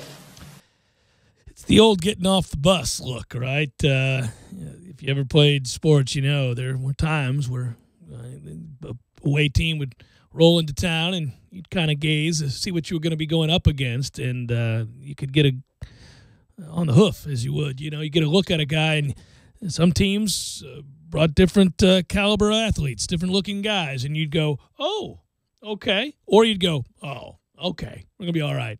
I love him describing Florida State basically getting off the bus when he's coaching at South Florida. Man, I can tell you in 7th grade, I got one of those stories as playing, a local team in basketball, and it was 7th and 8th graders was the varsity squad at that point. And this other team had a kid who had a full beard. He had to shave it, and like he had a 5 o'clock shadow. Yeah. He ended up playing receiver at Wake Forest on scholarship. But that dude, you're like, what?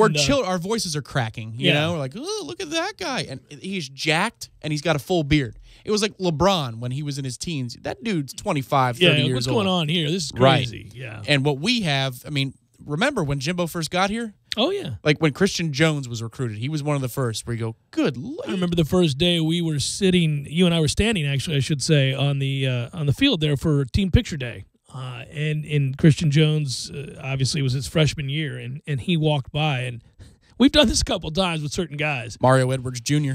Eddie Goldman. I remember being stunned by how colossal he was. But you and I were standing there, and Christian Jones walked by, and I went, well, that's the starting middle linebacker for the Giants? I mean, what are we doing here? Look at that freaking guy. Who was blocking him last year in high school?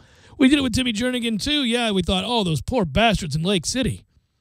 Good luck with that, my man. Yeah, Jalen Ramsey looked like he was 25 years old. Yeah, so there have been some guys where you go, well, that's different.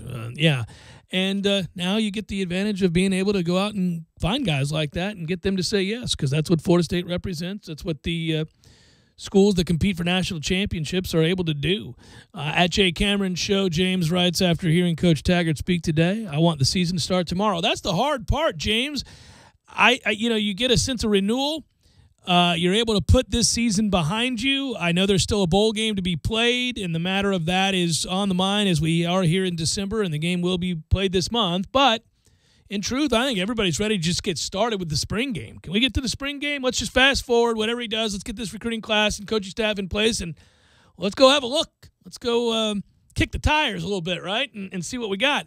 But it's going to be hard to be patient this offseason. Every year we say that. Every year that's the battle that the diehard football fan goes through, which is as you enter the offseason, it seems interminable, and it's very difficult to kind of turn the corner to something else. We do it now, and these days, because we win a lot of basketball games, it's a little bit easier, and you look forward to basketball and baseball and all of that. But we're all diehard football people at heart, and we're waiting for football to come back around. How difficult is that going to be this year, my man, to await spring and what that's going to be? Well, if we keep winning basketball games, I think we'll be able to kind of it helps ride soften on the into blow. it. Yeah, no doubt. And by the way, I actually like shifting gears in the moment. Those first few weeks after football's over, it's different, and I can handle it. It's a little bit of depression that sinks in just because we don't have the ability to go home and turn on somebody else's game, a game to sit back and relax to and enjoy and watch. No, that gets difficult. But, man, this is going to be very, very difficult because all we want now is to see what's changed, what's different, What's in store for Florida State? It truly feels like the holiday season. Well, and on that, let's play it because it is December the 6th, and I don't feel like waiting, and today feels like a day that we could do that. If you're new to the program, you don't know that the greatest Christmas song ever made was by that of Billy Squier. Yeah, that's right, Billy Squier, and here it is. Let's go. Christmas is a time to say I love you. Share the joys and laughter and the cheer. Christmas is a time.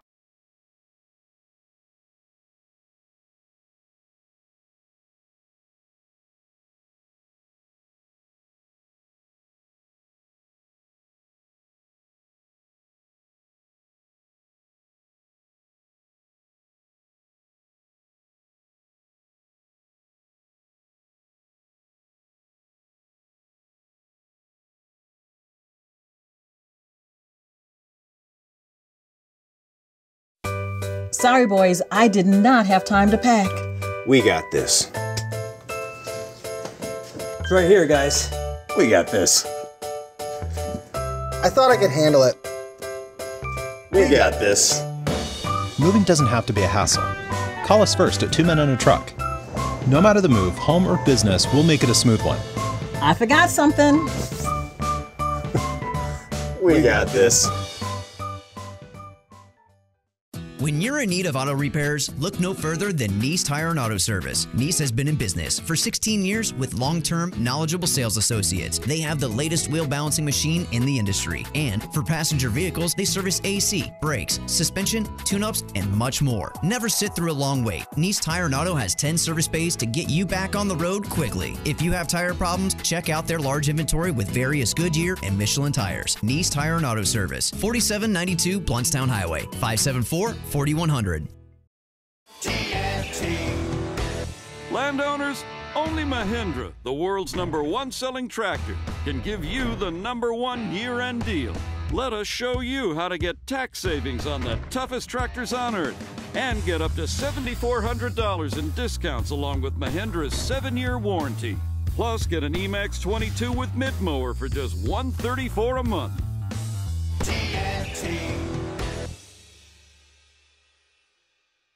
I'm talking tough, like a state of mind. Tough, like a soldier on the front line. Tough when it gets rough, like my Ford truck. Always enough, I'm talking tough. Franklin Spring Creek Ford, the place to find your next truck in southern Georgia.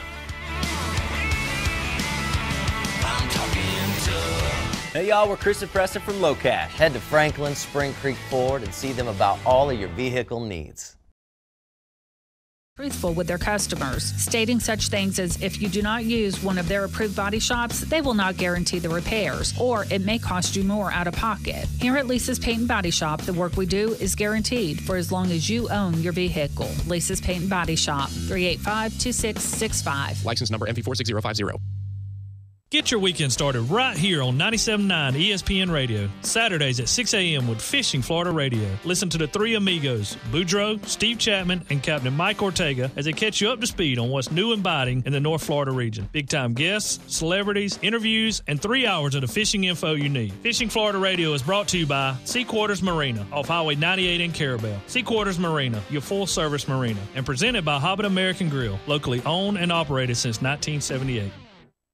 It's that time of year again where you have to shop for the naughty and the nice. Make it easy. Super Lube it and get rewarded with a free oil change. Right now, visit any of the 19 area Super Lube locations, buy 3 oil changes, and get 1 free. Keep it or give that free oil change to a car lover on your list. Hurry in and make shopping easy with a free oil change from Super Lube. You'll be glad you did. They change my oil in just 10 minutes. Boy, this place is sure convenient. How I love to Super Lube my car, lube my car. How I love to Super Lube my car. Yes, sir. ESPN Radio Sports Center. I'm Kevin Winter. Breaking news into the Sports Center newsroom. The National Football League will consider implementing a targeting rule next season. It would require a mandatory ejection for any player who hits a defenseless opponent, offense or defense, above the shoulder. College football currently has a targeting rule. Troy Vincent, the NFL's Executive Vice President of Football Operations, said today on a conference call with reporters, quote, "We've seen it work. It has worked to a degree. It's clean. That play is reviewable at the collegiate level. We think there are some positives taking this to conferences and the officials and some of the student athletes. It is a deterrent. It is now something that we will consider. It is on our agenda. The first priority in the first place where this will be discussed will be with the NFL's competition committee. It is on their agenda coming up in February of 2018.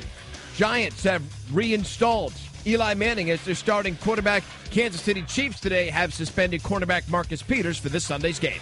Domino's loves you so much that they're offering 50% off the menu price on all pizzas when you order now on Domino's.com. Online only and valid November 27th through December 7th. Prices, participation, delivery area, and charges may vary. Offer only applies to the pizza portion of your order. This is the Jeff Cameron Show on 97.9 ESPN Radio.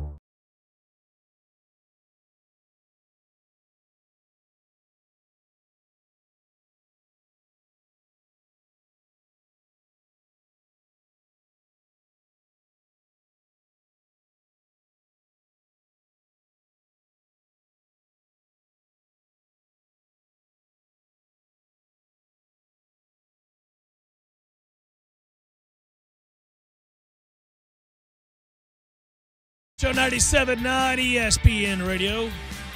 Some of you asking questions about the bowl game. Does not appear that Willie Taggart will be, well, not only does it not appear, it's not going to be the case where Willie Taggart coaches this team for the bowl game. He's going to be on the road recruiting starting tonight, putting together his staff, and he'll let the previous staff conduct business, I suppose, almost as usual, I suppose. But I think it's got to be awkward for members of that staff to some extent, and maybe even awkward a little bit for Willie, as you're going to go out to practice, you're going to watch practice, you're going to take a look at the talent that you have here already, the talent returning, the areas of concern that you have to improve, etc. You're going to take a good long look at your coaching staff and decide, are there guys on this group or in this group that you'll keep and utilize moving forward, and other guys you're letting go. So in a weird way, some of these guys are, once again, coaching for their jobs. And that's the nature of the beast. That's the way it works. But, he's not going to be coaching this team in the bowl game when we're in Shreveport. He's probably thankful for that. Well, sure. I think you're thankful that you can be with your family for the time that we're playing in Shreveport too, right? Rather than going to Shreveport? I'm thankful not to be in Shreveport. I'll say that. I think if he were wise, he'd be in Shreveport, though, and make sure that he gets on the television screen and talks to the recruits, because he can say hi to the people in the booth and all that stuff. He may very well be there. I think that's a wise he'll play. Probably be there. I think you're right, yeah. At Jay Cameron Show, when you glance at your phone at 4:15 while listening to the great at Jay Cameron Show, well, thank you, sir, and see this temperature, you have to look up and give a quick thank you, Jesus. Hallelujah. I will say, for those not in Tallahassee, you may be wondering what that tweet's all about. #a-hole. Started the day here, and this is a day of celebration. Started the day here walking outside my door around 6:30, and it was raining and awfully muggy. And I thought, well, this is less than desirable in December. I would prefer it to be at least cold. It wasn't. And then I just had a moment to step outside during the commercial break, because it feels like sometimes when you do radio, you're in a dungeon. You don't get a feel for what's going on in the outside world.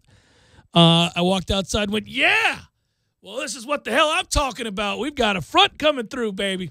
That's #a-hole. Yeah, that's front porch. That's back porch. That's a porch of some kind. And perhaps a scotch. And perhaps a window open overnight. We had that period of time for a good week and a half. It feels like the windows are open in general, doesn't it?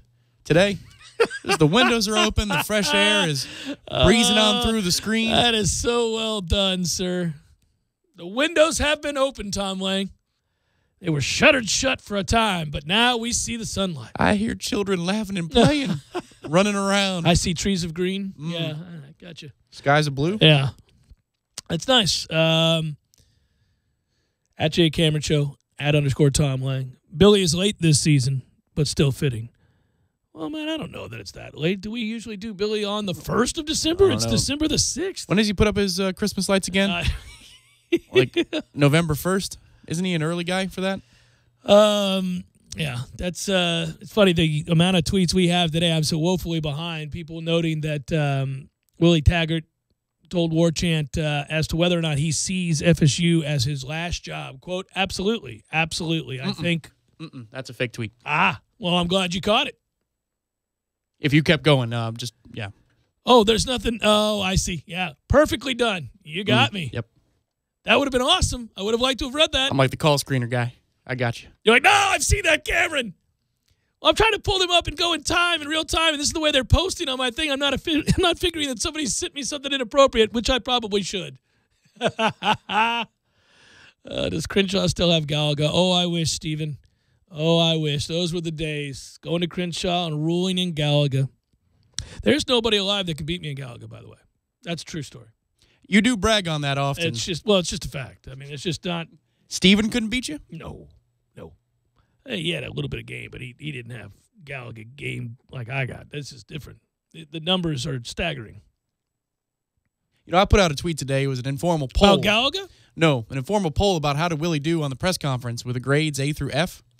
94% of respondents said it was an A. I think people are happy with the way it went today. How could they not be? Certainly, if you were there and if you listened carefully to what the man said and you got to kind of get a read on his emotions and his facial expressions and the way that he expressed not just his enthusiasm for being here, but the gratitude and the feeling of hopefulness. I don't know, man. I don't know how you could be disgruntled about that. I mean, if you're a Jimbo sycophant, maybe you're still just angry and feeling like something could have been done to avoid all of this, but you would have needed to talk to the hero Jimbo Fisher to get a better answer on that. Instead, he's in the midst of telling half-truths and outright lies about why he left. So what are you going to do with that, Tom? Well, all you can do is focus on who we have here, and that person who we have here is someone who wants to be here. Wanting to be here seems like it would be a good starting point for the job. I mean, being excited about where you're at and the opportunity to work at this great university, sure. I know this. This will quickly turn to who's he bringing in and what's our record next year. That's the truth of the matter. Yeah, it's all roses today, as we've noted, and everybody's flying the Florida State flag high today and excitement and enthusiasm. And I got it. Change, when you're yearning for change and you're going through a tough time, anything that is different from what you're currently mired in feels like a revelation. That will die down quickly, and nobody knew that more than Willie Taggart did today, who joked after he was asked a question. I can't remember the question. I don't even want to paraphrase it. I'll bastardize it. But he's like, I haven't coached a game yet. Haven't lost a game yet either. He knows what that is. I mean, he's a big-time college coach. He knows that the honeymoon period wears off very quickly. Yeah, he was funny, too. Towards the end, he said, well, glad we're undefeated. That's going to be for a little while that we're undefeated.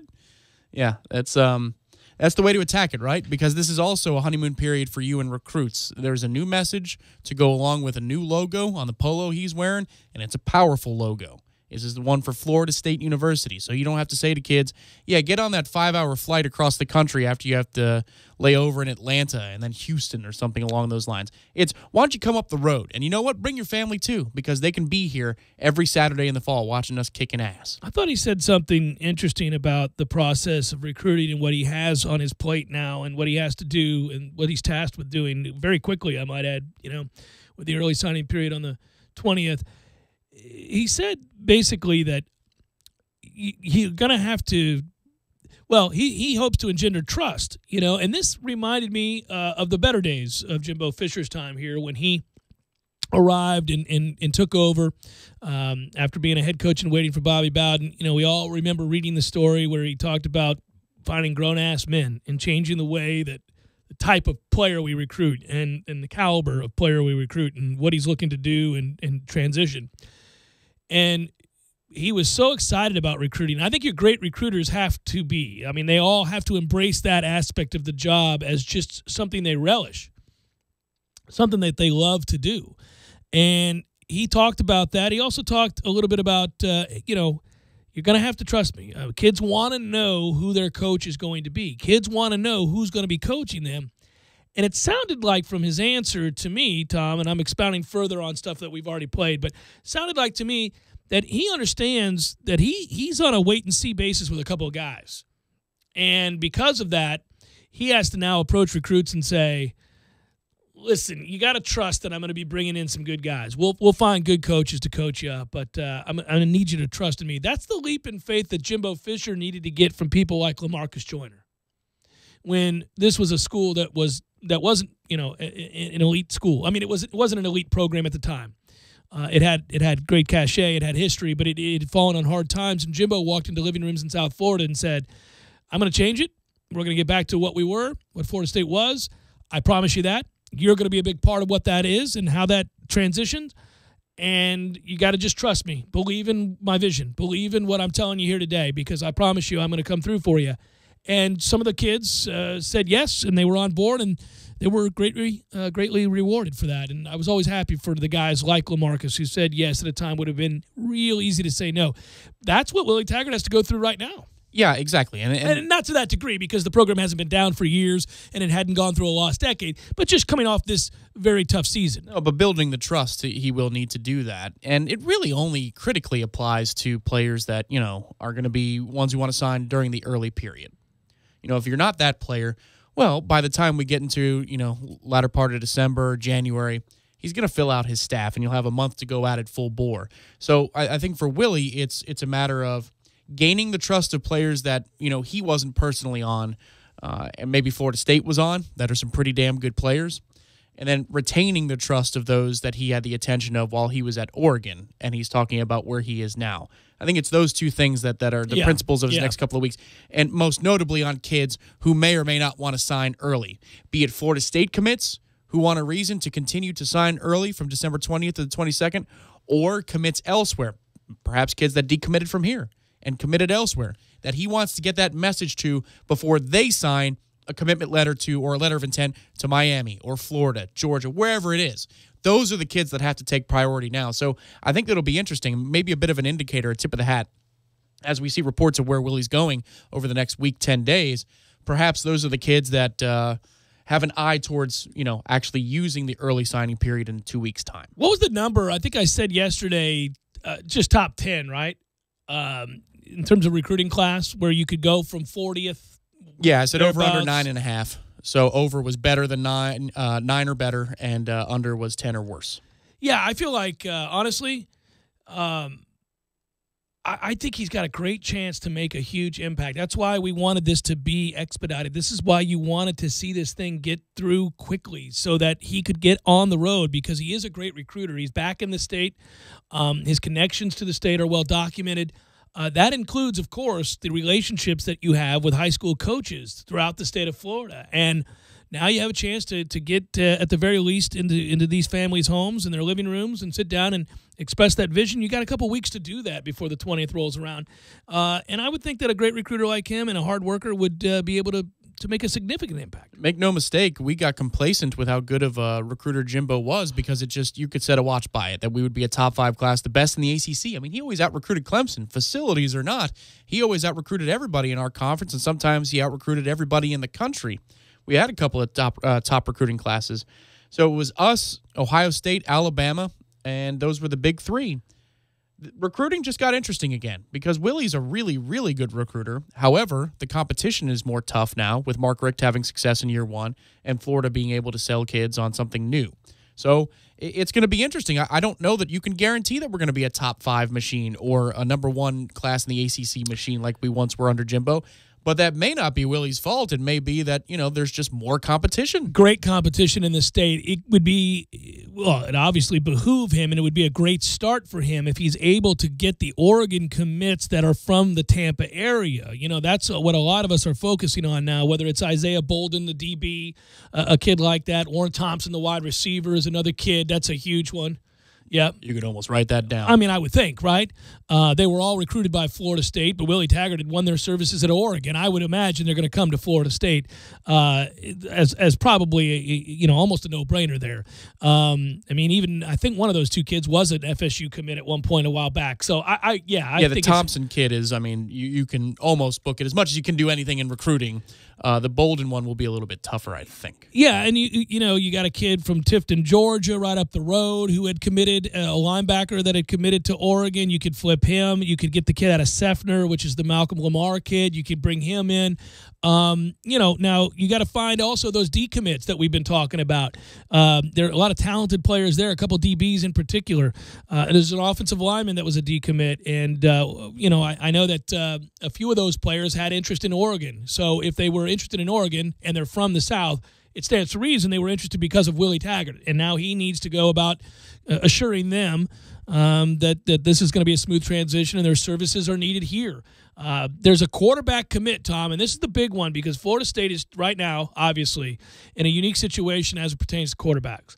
I'm really fascinated moving forward how this is going to look because you have a kid as a true freshman in James Blackman who gave us his heart and gave us his best effort, and at times that wasn't pretty, and at other times you saw the talent. You got a glimpse of the talent. You got a reason to believe, right? But he's a certain type of quarterback, very much a pocket passer, very much beautiful arm, big arm, all of that stuff. Has a ways to go, but that's expected of a true freshman. You have a returning quarterback in DeAndre Francois, whose commitment to this program and commitment to his teammates, I think, is in question. And I think his behavior has proven that to us, unfortunately. His toughness is not in question, but he is fighting back from injury. How does Willie Taggart see this quarterback position battle? But in addition, there's an Oregon quarterback commit out of the state of Arizona, Tyler Show, I think his name is. He's a kid, Florida State recruited. He didn't commit to us. He is an Oregon commit. We could use a quarterback. Not because the other guys can't play necessarily, but we need, from a depth standpoint, another quality quarterback. There isn't one in this class. They made a run at the best one in this class, and that's actually the lingering question. Can he get Fields to give us another look at the very least? Give us one more look. Give us an opportunity. Get here. Come on campus. Let's talk it out. Let's talk it out, big man. Let's talk it out. What's that? Music in the background? Oh, I got you. But, that would be great.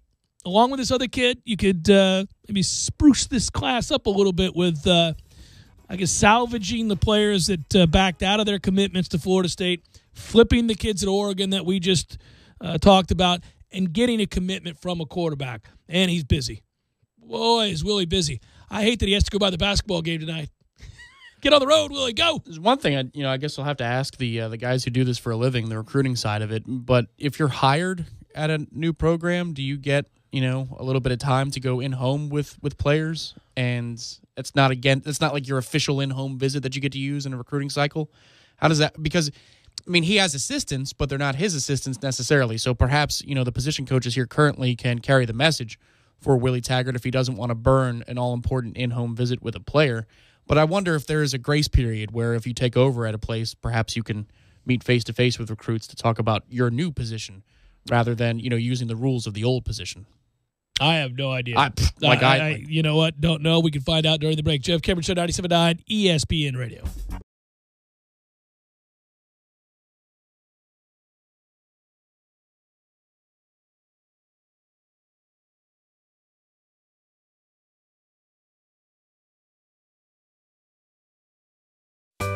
Sorry, boys, I did not have time to pack. We got this. It's right here, guys. We got this. I thought I could handle it. We got this. Moving doesn't have to be a hassle. Call us first at 2 Men and a Truck. No matter the move, home or business, we'll make it a smooth one. I forgot something. We got this. When you're in need of auto repairs, look no further than Nice Tire and Auto Service. Nice has been in business for 16 years with long-term, knowledgeable sales associates. They have the latest wheel balancing machine in the industry. And for passenger vehicles, they service AC, brakes, suspension, tune-ups, and much more. Never sit through a long wait. Nice Tire and Auto has 10 service bays to get you back on the road quickly. If you have tire problems, check out their large inventory with various Goodyear and Michelin tires. Nice Tire and Auto Service, 4792 Bluntstown Highway, 574-4100. Landowners, only Mahindra, the world's #1 selling tractor, can give you the #1 year-end deal. Let us show you how to get tax savings on the toughest tractors on earth and get up to $7,400 in discounts along with Mahindra's 7-year warranty. Plus, get an Emax 22 with mid-mower for just $134 a month. TNT. I'm talking tough, like a state of mind. Tough like a soldier on the front line. Tough when it gets rough, like my Ford truck. Always enough, I'm talking tough. Franklin Spring Creek Ford, the place to find your next truck in southern Georgia. I'm talking tough. Hey y'all, we're Chris and Preston from Low Cash. Head to Franklin Spring Creek Ford and see them about all of your vehicle needs. People all over the state who are suffering from conditions like cancer, seizures, or chronic pain are now legally able to seek out alternative natural treatments. The doctors at MMT Clinics of Florida specialize in evaluating your medical conditions to see if you qualify for this care under Amendment 2. To find out if you qualify, visit mmtcfl.com to fill out a simple survey or make an appointment. Again, visit mmtcfl.com to get started. Nice shot there, Dickie Lang. I'm sure you'll get out of the bunker this time. Here's Cameron from 160. Maybe a 9-iron. No, it's an 8-iron. Probably just hitting it 3/4. It's the season for some pornos. La la la la la la la la. Eddie? What in the world are you doing here? You don't even golf. Be that as it may, Jeff, my holiday spirit knows no bounds. I come bearing gifts. Outstanding. What do you have there, sir? 3 gifts. Gold, frankincense, and mahi fingers for all. Gold and frankincense not included. Very thoughtful of you, Eddie. You don't have to do this, man. That's what we do, man. This is the holiday season. This is the time when you show the people you love and the people that you care about just how much they mean to you. You're absolutely right. I'm glad we get to share this with the community together. Well, that's why I'm here, bud. Well, that, and I want to use that driver you got. It's par 3, Eddie, not using the driver. 7! Gordo's, bringing the flavor and flair of Cuban food to Tallahassee since 1996. This is the Jeff Cameron Show. Jeff Cameron Show on 97.9 ESPN Radio.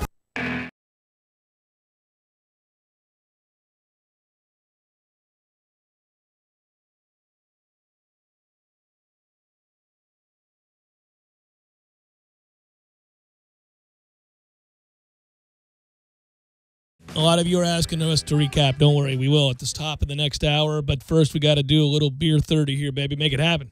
Count 'em up, pour 'em out. I'll just have a cup of coffee. There it is. It's Beer 30, brought to you by the 7th Hill Tap Room on Appalachia Parkway. Yeah! State Worker Wednesday, baby. Happy hour specials for all state workers, which now includes teachers. And it includes Willie Taggart. Oh, Willie, you want to come join us for a beer? You're busy. I can't take away your time like that. You got things to do, like making an appearance at tonight's basketball game and then hitting the road recruiting, Willie. Best of luck to you, buddy. And there's also the 7th Hill Cup Club Cup for just $10. You get the 7th Hill Cup, and you get $1 off all drafts from 7 p.m. to close Wednesday nights. Willie, I'm not a recruit, Nick, and I am not on your staff currently. But a thought would be, if you'd like to remedy the quarterback situation, or at least aid our cause moving forward, maybe we get Justin Fields. Just a thought. Just go get Justin Fields. Surely you have his number. Find a way to make that happen. And you want to talk about being thought of as a saint, how quickly we would carry Willie through the streets in celebration of the man that gets Justin Fields to flip. St. Willie the Taggart. Final hour, forthcoming. Stay with Jeff Cameron Show, 97.9 ESPN Radio.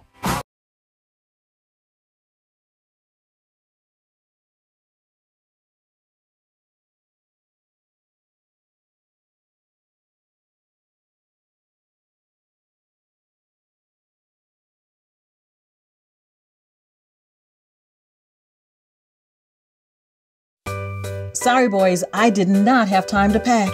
We got this. It's right here, guys. We got this. I thought I could handle it.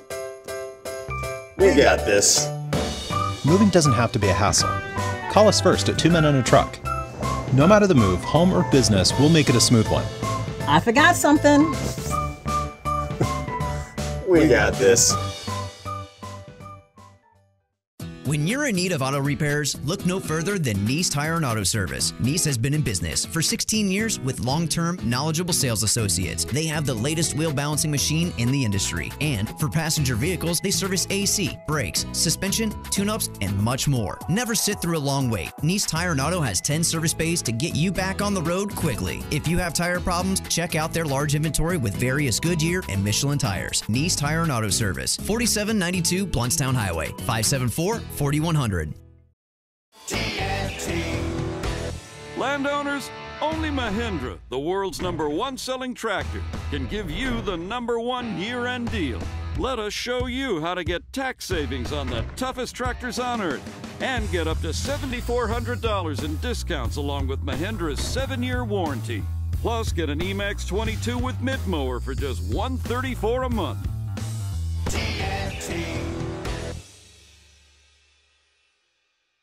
I'm talking tough, like a state of mind. Tough, like a soldier on the front line. Tough when it gets rough, like my Ford truck. Always enough, I'm talking tough. Franklin Spring Creek Ford, the place to find your next truck in southern Georgia. I'm talking tough. Hey y'all, we're Chris and Preston from Low Cash. Head to Franklin Spring Creek Ford and see them about all of your vehicle needs. Are not exactly being truthful with their customers, stating such things as if you do not use one of their approved body shops, they will not guarantee the repairs, or it may cost you more out of pocket. Here at Lisa's Paint and Body Shop, the work we do is guaranteed for as long as you own your vehicle. Lisa's Paint and Body Shop, 385-2665. License number MP46050. Chris Kraft for Kraft Nissan. Our lifetime warranty is a game changer for buying cars in Tallahassee and Thomasville. You already know it extends the factory powertrain for unlimited time and unlimited miles. But here are the facts. Kraft Nissan's lifetime warranty is backed by Great American Insurance Company, an A-rated company that was founded in 1872 with billions in assets. The same company that underwrites GM's GMPP and Ford's Gap Insurance. Kraft Nissan's lifetime warranty comes with every new Nissan we sell and most pre-owned vehicles that are 5 years old or newer with 50,000 miles or less. While Kraft Nissan service department will certainly exceed your expectations and keep your records, you're not required to service with us. To maintain the warranty, you perform the manufacturer's recommended maintenance and keep your records. You can do that at any licensed repair shop in the U.S. or Canada. It's that easy. What's the catch? There are no catches, hidden fees, or gimmicks. Kraft Nissan provides the product as an added value to our customers for doing business with us. So when you're ready to buy from Kraft Nissan, the home of our original and the only real lifetime warranty at no charge. Kraft Nissan on Mahan Drive between Academy Sports and Costco. You can always count on the crisp, refreshing taste of Bud Light, just like you can always count on reliable Ralph. Ask him to move that couch he moved for you last summer. Ralph will do it. Need a ride from the dentist? Better call Ralph. And he won't even film you after the laughing gas and put you online and get millions of views. He's Reliable Ralph, for Pete's sake. Reliable Ralph is famous among friends. He deserves a Bud Light. Enjoy responsibly. Bud Light Beer, AB St. Louis, Missouri. This is 97.9 ESPN Radio, WTSM, Woodville, Thomasville, Tallahassee.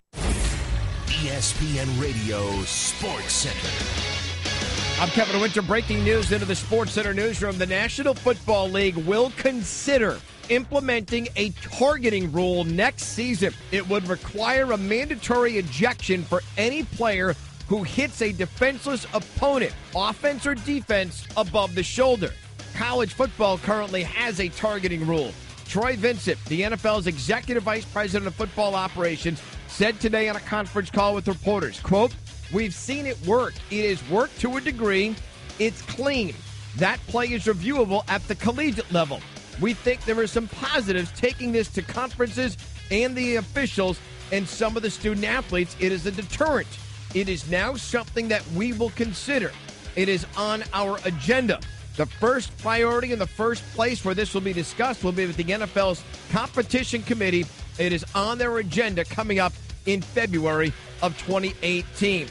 Giants have reinstalled Eli Manning as their starting quarterback. Kansas City Chiefs today have suspended cornerback Marcus Peters for this Sunday's game.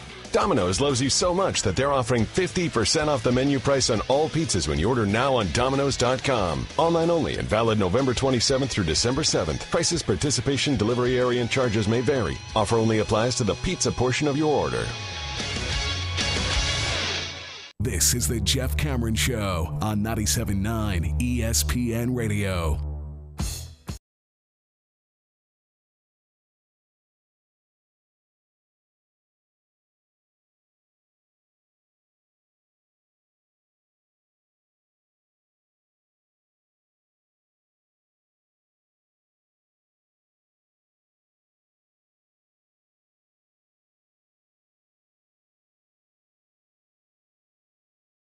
Final hour of the Jeff Cameron Show, at least for today, and a fine Bowlsmick Wednesday to you and yours. I'm Jeff. That's Tom. We're online, ESPNTallahassee.com. That's where you go to listen live via the streaming. Free always. Don't miss anything, but if you do, we got you covered. All 3 hours going to be posted both on iTunes and in our own audio vault upon the conclusion of the show. You can email us if you like. It's jcs at 979espnradio.com. Find me on Twitter at jcameronshow.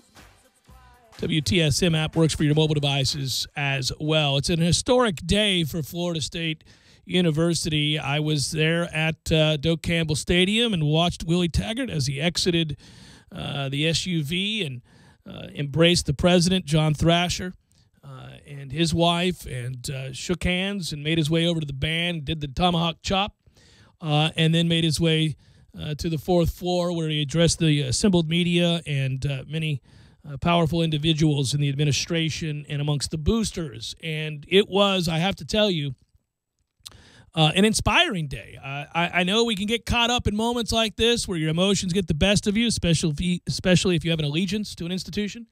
But I'm telling you, I don't think there were people there that didn't come away impressed, whether they were affiliated with Florida State or not, because Willie Taggart was an impressive man. His demeanor, his approach, his quiet leadership, it was striking. And it was also very emotional because you could see what it meant to Willie Taggart. And I've talked about that throughout today's show. I thought it was really touching to see he's a 41-year-old man. But there was childlike enthusiasm for what had just taken place, a whirlwind for Willie Taggart. And he had really, I think, frayed emotions when it came to what he had to leave behind at Oregon in order to chase this all-time dream of his, in order to fulfill a dream that he'd talked about with his family and his friends for years growing up in Palmetto. And I think that while recognizing that you have an opportunity literally of a lifetime to fulfill a dream, it was refreshing to see that in the midst of even that, he was certainly understanding and considerate to the job he was leaving behind and the people there, whom he certainly framed in a brilliant light. It spoke well of Oregon. That he and his family had taken to Eugene so quickly, that it was a place that they fell in love with because of the community. And I thought he rightfully expressed that well.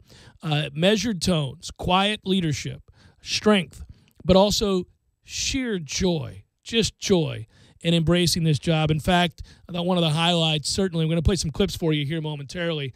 It was a lengthy press conference. We're not going to play from start to finish the whole thing, but I thought one of the highlights was as he described going to the 50-yard line at Doak Campbell Stadium for the first time, and raising his arms as he looked up at the scoreboard, the Jumbotron with his name on it, as he noted, spelled correctly, and spread his arms apart and said, "I made it."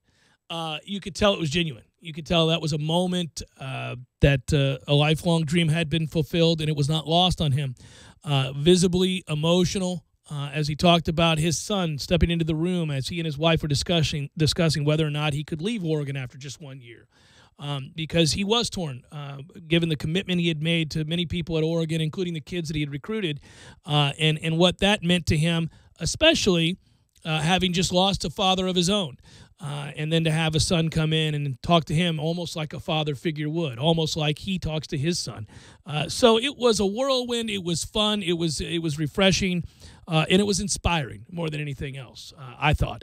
And now he gets to the task of working hard and working fast, because he's got to put together a staff, and he's got to hit the road recruiting, which he'll do tonight. Yeah, Coach Taggart is somebody who wants to be here. He wants to be at this university, and you combine that with what Odell said to us, the media, Seminole Nation at large, after the game was over on Saturday. And you have 2 head coaches' press conferences for the ages, back-to-back. Goodwill is built back up again. Goodwill doesn't win you national titles, but it certainly helps the healing process, which is something we all needed. After this time last week, we were all thinking, good God, this is interminable. What is the resolution going to be here? Everybody's decommitting. Nobody wants to know or say what the answers are. Yeah. We're all through with that. Now it's about coordinators and position coaches. It clears the air, Tom, and it engenders a positive forward step. I don't think there's any question that a lot of people were just relieved to hear the appreciation that Willie Taggart has for this job. It's not that you have to kowtow. It's just an acknowledgement that the institution means something, that you care deeply about being the head coach at Florida State University, and that it's not lost on you what an incredible opportunity and what a great moment in your life it is, and how you have to go about the business of fostering a healthy working environment, one that sees this group come together as family. And you can only do that by embracing the position, by embracing where you are, by embracing those expectations, I might add, which he said, I absolutely do. And accountability was a big-time theme here for him. I know some things behind the scenes that I can share. I don't think people have a problem with me sharing. I know Tim Linnefelt, who writes for Seminoles.com, does a great job, whom you'll hear tonight on the Front Row Knowles after this hour concludes, said that, he had the opportunity to introduce himself to Willie. And I don't want to steal Tim's thunder. I don't know if he's going to tell this story, but he got a chance to talk to him and say, hey, I write for Seminoles.com. You'll be seeing a lot of me. I want you to know that, obviously, as I work for Seminoles.com, I'm not going to ambush you with anything and just ask you questions after practice and after games. And Willie said, feel free to ask me anything. I'm accountable. You can talk to me and ask me anything you want. So just things like that. People, it was a breath of fresh air. I talked to other coaches on other teams, meaning, whether it be baseball or golf or basketball, whatever it might be, talking to various coaches. They talked about how when they had the meet and greet with Willie prior to today's press conference, that he was like a kid in the candy store and that he couldn't wait to find out how things worked and where all the offices were and, what he needed to do each morning as he came in to get around and do the things he has to do. And then he leaned over to a friend of mine and said, can you believe I'm the head coach at Florida State University? And it wasn't that it was too big for him. It was that he was pinching himself. It was a dream that he had worked towards was true. It was real now. And he certainly was embracing that. Real. There's the word. That didn't feel like it was a prepared speech that could have been given at the University of Florida, at the University of Georgia, or at LSU or A&M. You know what I mean? Yeah. Like, it felt like it was personalized. It felt like it was real. You can understand why he's a good recruiter. We just, our previous head coach was a good recruiter. This guy is a good recruiter. But I will say, if you compare the two welcome addresses, one from College Station and one from here. Very different tenor. The tenor was different, and it was, I think, when he talked about it a couple of times, about Oregon, he got choked up about what he left behind, and going so far as to say, I let them down there. It was tough to hear, by the way. I was sitting in the second row, and I could see the emotion wash over his face. I could see he was fighting back tears on several occasions when he talked about, growing up and always dreaming of being a coach here, and then having lost his dad, and talked about the situation with his son. But every time he talked about Oregon, you could see him become reflective and sort of pause and think about the opportunity he had there and how much he appreciated it. So, listen, the platitudes heaped upon Willie Taggart today by those of us covering this event, or those of us that call ourselves Knowles, or those that watched on from afar, they're going to be bountiful because everybody's enthusiastic when you hire a new head coach. Everybody's hopeful. But I think a lot of it emanates from the fact that he was authentic today, Tom, and that's what you're getting at. He was very authentic. Yeah, I mean, he's not going to be judged by his introductory press conference, nor should he be. But if we're just talking about that today, and that's all we can talk about today. How about comparing that one to Arizona State's? He knew our mascot, which was good. He knew what the chop was. That's also good. He wasn't aloof and goofy. Yeah. When Ira said warchant.com, before he asked his question, he said, where are you from? Yeah, didn't do that. War. I don't like war. Yeah, didn't do that. For those that don't know what we're referencing, it bizarre press conference at Arizona State the other day. No, man, he hit all the right. He had all the right notes today. That was well played on his part. Well, let's hear some of those notes. It's important to get some of these things out here. I want to start, first of all, President Thrasher is always impressive, and he was impressive yet again today. For those that missed the dig, I was also not surprised that he was able to work this in. This is President Thrasher talking about this being a no-brainer for Willie Taggart. You know, some people would say after what Stan said about Coach, this being his dream job, I kind of think like he told me it was kind of like a no-brainer to come to Florida State. Yeah, that didn't surprise me. I think President Thrasher is frustrated by that situation and the way things played out there at College Station. So not surprised to hear that, and the room was enthralled by that. From there, let's get to some of the more serious stuff. Willie Taggart talking about his son entering the room as he spoke with his wife about whether or not to take this job, and the way to go about making this decision, living your dream, chasing your dream. This is Willie Taggart talking about his 16-year-old son helping him make this decision. When it really came to me that it was probably something I needed to do, I had a profound moment in my life as a father. Excuse me if I get a little emotional. But my wife and I was sitting there and talking about this decision. And my 16-year-old son came in and out of nowhere, and I didn't expect this, but he said, Dad, I know you're struggling with this decision, and I know this is your dream job. And he said, you always tell me to chase my dreams and don't let anyone get in the way of it. And he said, I don't think it's right for me or anyone else to stop you from chasing your dreams. And he said, and I don't want to lead that, but if you're going to chase your dream, then I'm going to ride with you. And that meant a lot to me. It was like me talking to him. It was like he was my father talking to me. And but it was also gratifying, and I was so proud of him, just how he articulated those things to me, and just, again, made me follow my own advice that I gave him. Willie Taggart on his son talking to him and making the decision to chase his dream and come to Florida State and be the next head coach here.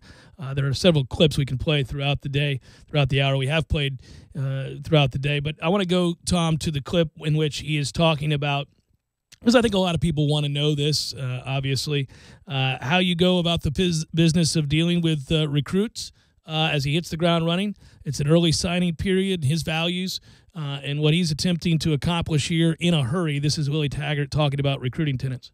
Speaking of recruiting, there's an early signing day on December 20th through the 22nd. It's around the corner. So, like I said, there's a lot of work to be done in a short amount of time, and I plan on tonight to get out and get to working and try to salvage this recruiting class. And again, I know growing up, guys want to be a no, and so I know there's a lot of no's out there that want to be here, and we're gonna go out and find them and find the right guys that's gonna come here and do the right things, and we're gonna hold each and every last one of those young men accountable to doing the things that they say they were going to do when they came here, and that's being the best football player they can be, being the best student they can be, and having the best character that they can have.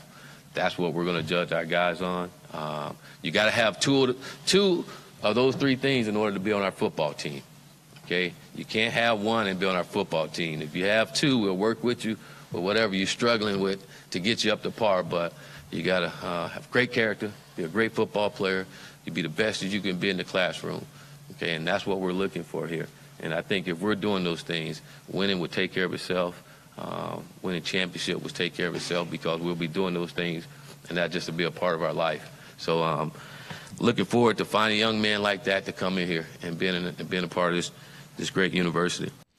So Willie Taggart gets it right off the bat. You got to get out on the road, and he said he'll do that starting tonight. To bring in new recruits and salvage what we have of this recruiting class, and find those individuals that align with the same values and tenets that he has in recruiting. He also spoke of, Florida State is not in need of a rebuild. I'm not going to play that clip here, but he talked about it's more about realignment. Just getting some things aligned that had fallen out of whack, because he knows there are good players here, so he was willing to admit this is not a rebuild. But also talked about how difficult it was. He was asked several times. This is Willie Taggart talking about leaving Oregon and for this job, a job you could tell he is elated to have, but at the same time, the heartstrings being pulled the other way in the moment. Willie Taggart on leaving Oregon for Florida State. It was tough because what you just said, only been there for a year. Things were going really well there. I mean, in every aspect, it's going well. The people you met and the relationship you built, it's always tough when you have to end that, you know. I mean, just think about it, being able to meet Phil Knight. I mean, he's an icon. And I was in awe when I had a chance to meet him. You know, it was like, wow. And he's a great person and have a great mind and really smart, but he really loved the University of Oregon. Rob Mullins, who I thought was an awesome AD and was great to work for, and for him to give me an opportunity, my first opportunity to coach in the Power 5, you feel back or you feel like you let him down, and I know I did, but and like I told him, I'm sorry that I did let him down. Like I told everyone there, I'm sorry, I apologize. The timing is probably not right, but it's never right when it's time to leave. And but again, like I said, talking with my son made me realize a lot, and I can let. I guess my biggest problem, I'm always worried about other folks and making other folks happy. And this one time where I get a chance to fulfill my dreams, I couldn't just rely on that. And again, it's just a perfect situation. I wasn't going to leave it just for anything, you know, because it was perfect and my family loved it there and had everything going the right way. But to be closer to your family and still have an opportunity to coach in the Power 5 and still have an opportunity to win a national championship, which is a personal goal, it was tough to overcome. And again, don't always work the way that you want it to, but it is what it is. And again, I know they'll find a great coach there, and they have great players there, and they'll do a great job there.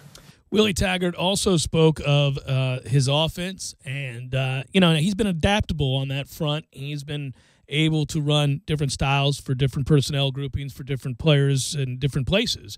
And I thought it was interesting to hear him talk about the Gulf Coast offense, as he calls it. This is Willie Taggart on his offense. Joey, you know about the Gulf Coast offense. How would I describe it? Lethal simplicity. Lethal simplicity. You know, we want to score fast and often, but be really simple when it comes to teaching our players and not confusing them on what they need to do, but allow our guys to go out and just play football and play fast and score a touchdown. We all like touchdowns, and I really like explosive plays. You see a lot of explosive plays, and we like those. I'm not one of those guys, unless it's the 4-minute situation, that we like those long drives. Okay, I like to score fast. So as long as we can score fast and often, it's a good thing, and we take pride in doing that. On the defensive side of the football, Willie Taggart had this to say about what they'll do defensively. Defensively, same thing, lethal simplicity. Again, not a complicated guy. I want to keep it simple, but want to be aggressive on the defense side of the ball. Have I decided that we want to run a 4-3 or 3-4? No, I haven't decided that. I want to, excuse my language, but I want a damn good defense. You know, I want our defense to be back to where Florida State defense has been in the past. You know, excuse my language, but we was a bunch of badasses back in the days. We were some war daddies. You know, people fear. You think about Derek Brooks, Peter Boulware, those type of guys, man. We want to get back to those days, and you got to get guys that feel the same way. You got to recruit guys that want to be that way. You know, we want to be physical. We want to be fast. We want to be in attack mode at all times and making plays. You know, but it's got to be that way, and you got to have that personality as a defensive coach that coaches that way, and but we want to do it all in the right way. So that's what I'm looking for in our defense, and making sure we have a D coordinator that understands that and passionate about doing that, and gonna make sure you hold everyone accountable on that side of the ball to be in that way.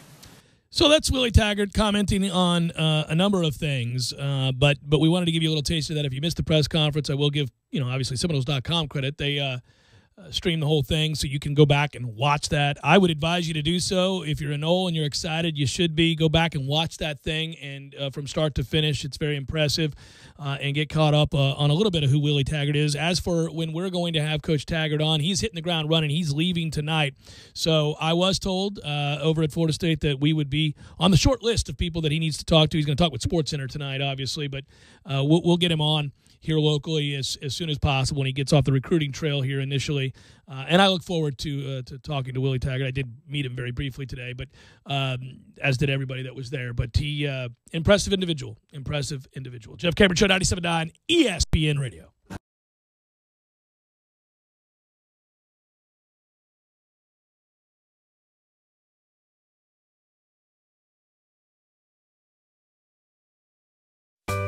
Sorry, boys, I did not have time to pack. We got this. It's right here, guys. We got this. I thought I could handle it. We got this. Moving doesn't have to be a hassle. Call us first at 2 Men and a Truck. No matter the move, home or business, we'll make it a smooth one. I forgot something. We got this. When you're in need of auto repairs, look no further than Nice Tire and Auto Service. Nice has been in business for 16 years with long-term, knowledgeable sales associates. They have the latest wheel balancing machine in the industry. And for passenger vehicles, they service AC, brakes, suspension, tune-ups, and much more. Never sit through a long wait. Nice Tire and Auto has 10 service bays to get you back on the road quickly. If you have tire problems, check out their large inventory with various Goodyear and Michelin tires. Nice Tire and Auto Service, 4792 Bluntstown Highway, 574-4100. Landowners, only Mahindra, the world's #1 selling tractor, can give you the #1 year-end deal. Let us show you how to get tax savings on the toughest tractors on earth and get up to $7,400 in discounts along with Mahindra's 7-year warranty. Plus, get an Emax 22 with mid-mower for just $134 a month.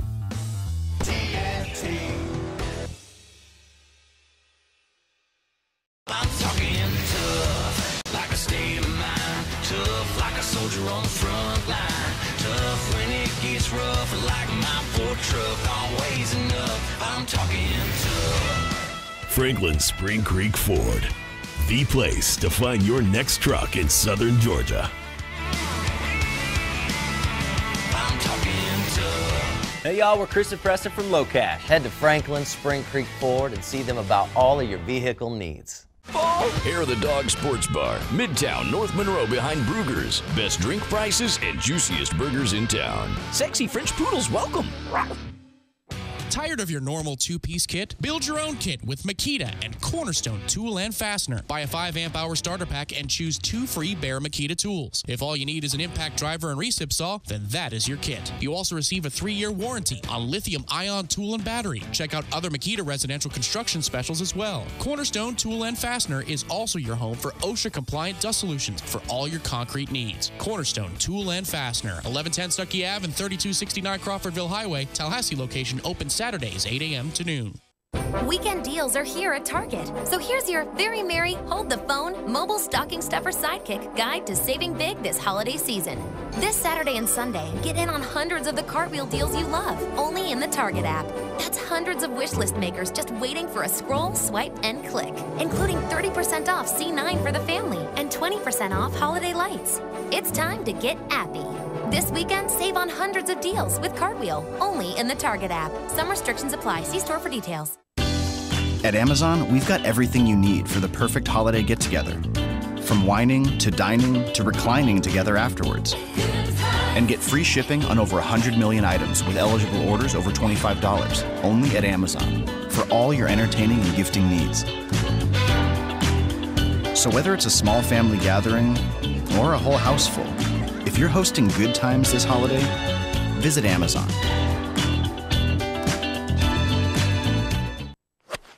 Nice shot there, Dickie Lang. I'm sure you'll get out of the bunker this time. Here's Cameron from 160. Maybe a 9-iron. No, it's an 8-iron. Probably just hitting it 3/4. Here's the season. Eddie? What in the world are you doing here? You don't even golf. Be that as it may, Jeff, my holiday spirit knows no bounds. I come bearing gifts. Outstanding. What do you have there, sir? 3 gifts.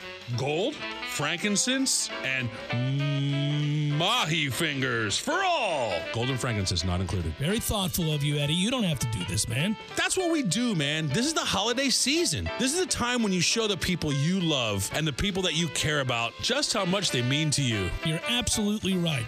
I'm glad we get to share this with the community together. Well, that's why I'm here, bud. Well, and I want to use that driver you got. It's a par 3, Eddie, not using the driver. 7! Gordo's, bringing the flavor and flair of Cuban food to Tallahassee since 1996. You're listening to The Jeff Cameron Show on 97.9 ESPN Radio.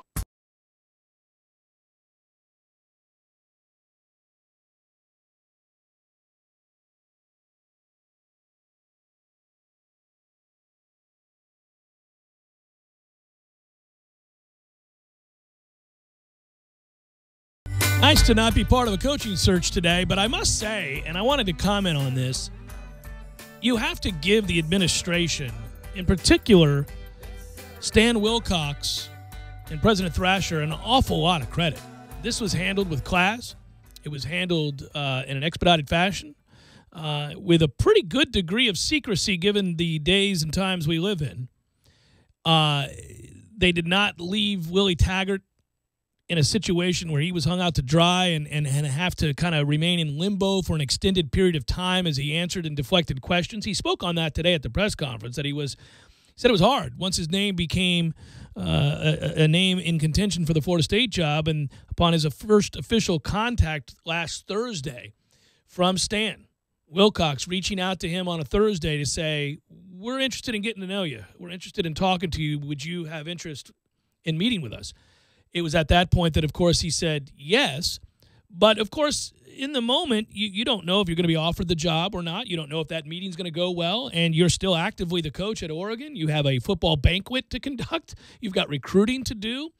You had a practice in which you had to come off the field and answer questions from reporters, and coaches don't like to be put in that position for extended periods of time for obvious reasons. And that's why it's important. It's incumbent upon the university doing the hiring to be professional in this manner, expedite the process, understand what you're looking for. Don't draw this thing out. The way it's gone at Tennessee, for example, would be an example of how not to do things. And, to have a good understanding about what you're going to do if a certain set of circumstances play out, which is what happened here. I think that it's evident the president, the athletic director, and others that were a part of this search and the execution of the hiring of Willie Taggart had a plan in place. And, listen, we talk about Florida State's athletic department in a lot of ways. Sometimes not so flattering, sometimes certainly flattering, and sometimes a little bit of both. But here I think they deserve an awful lot of credit. They did a good job in this search, and I think they got the guy they wanted, and I think that they executed that really with precision. What do you think about the 6th year? Does that bug you at all? No, I always felt like we'd get leveraged a little bit because obviously we needed to act quickly, and also because if you're looking at candidates, I think it's fairly obvious that we wanted Willie Taggart. I think Jimmy Sexton certainly knew that. Well, he certainly made that known, right? I mean, you heard whispers, and a lot of people heard whispers early on in the process, and it didn't seem like we were really vetting any other candidate to the degree we vetted Willie Taggart. So yeah, we received from other candidates contact. We certainly looked into their interest. We looked into their background, Florida State did. But at the same time, I think it's pretty obvious, at least in terms of Florida State's interest, it went primarily in the direction of Willie Taggart. And that would be, if I had a criticism of this process, that would be it, is that we really didn't convey through our own back channels any real belief that there was any other candidate. And so therefore, when you got to negotiation of term and amount per year, the $5 million per year in the 6 years, I mean, they could have their way with you a little bit. The buyout is pretty good for them too. I believe it, according to earlier reports today, 85% of the life of the remaining contract is what you're going to pay out. So, for example, let's just say in 4 years we wanted to part ways with Willie. There's $10 million left of the contract. We owe him $8.5 to be paid once a month until the end of the contract. Here's the good news: $8.5 is not $40 million. Correct. And I don't suppose that we're going to want to fire him any sooner than, say, 3 years. So if you start to exit the years that are on the contract for the yearly salary, you really diminish the buyout greatly. And at that point, you would owe $8 million, which for most major institutions is pennies. Right. There's no doubt about that. And again, on balance, I think this was handled beautifully. And certainly the speed with which you resolve this, and you do it by Tuesday evening after you part ways with your former head coach on a Friday, and you have a game to play on Saturday. I mean, good Lord, think about it. Saturday, you can't really do any communication at all because you don't want that to overshadow anything that's going on with your program fighting to be bowl eligible. And you don't want to, like you said last week, this is Odell's time. This is time for Odell to help heal the program a little bit. So let's focus on that. So high marks in general. I'm just saying the one thing I would say is everybody knew that he was our number one target, so they probably got the extra year because of that. Yeah, by the way, Florida State also agreed to pay the remaining $1.37 million left on his buyout to USF and $3 million buyout owed to Oregon. Again, not much to pay for getting the guy that you want. Also, I would tell you there's two really cool moments for me, just getting a glimpse right in front of me. First of all, when I pulled up, I ran into Odell Hagen's brother. He gave me a hug, loves the show. Great guy. And it was fun to see him there. He looks just like him. And we chit-chatted a little bit and talked about his brother and how cool that was on Saturday. And he was beaming. He was beaming. It was beautiful to see.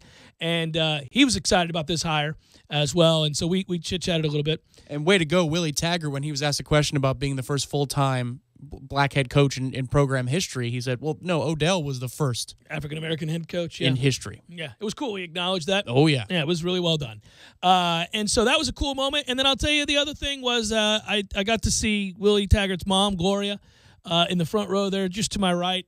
And the exciting part, you like to think of your school and your community and your family as being, of great importance and really what sustains you in your life and all of that. When you see it with others, it's booing. It just makes you smile. She was sitting off to the right when Willie came into the room from the left side, if you're facing the stage.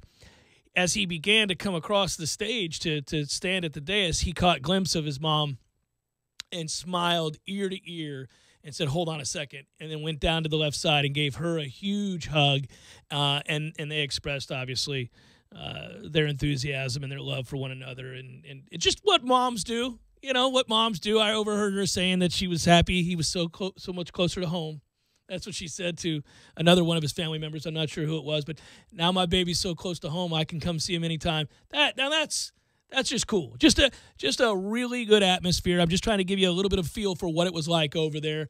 Warm and fuzzies, without question. You described on Saturday a press box atmosphere that was all smiles, and there was relief in the building, and Limbo does that too. I don't think it was just about the day-to-day life under Jimbo Fisher. Maybe that was the bulk of it. Maybe it wasn't. But being in Limbo is also its own brand of exhaustion.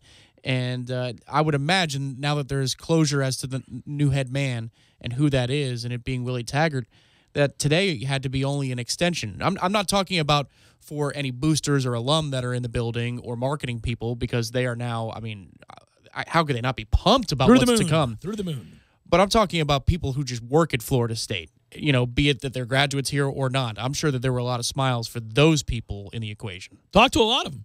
I talked to him as we were standing outside waiting on that van to pull up or the SUV to pull up. Talked to a number of administrators, a number of people that just work at Florida State, love working there, and happy to be there. Not necessarily alums, just when you work at a place, you tend to have an allegiance to it, and so forth. They were elated, very excited, breath of fresh air, some called it.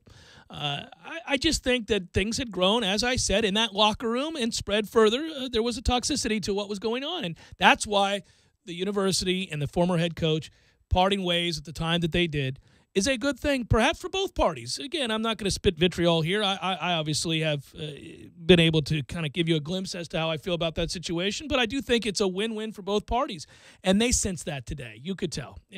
So you get an infusion and a different philosophy and a fusion of life, a different set of eyes, a different set of circumstances to be true, and a different philosophy. And I think that, yes, everybody from the top-tier administrators to people that just work in that building on a daily basis and in lower-level positions, if you will, by way of comparison to, say, the president, all were really, really excited. It's Jeff Cameron Show, 97.9 ESPN Radio.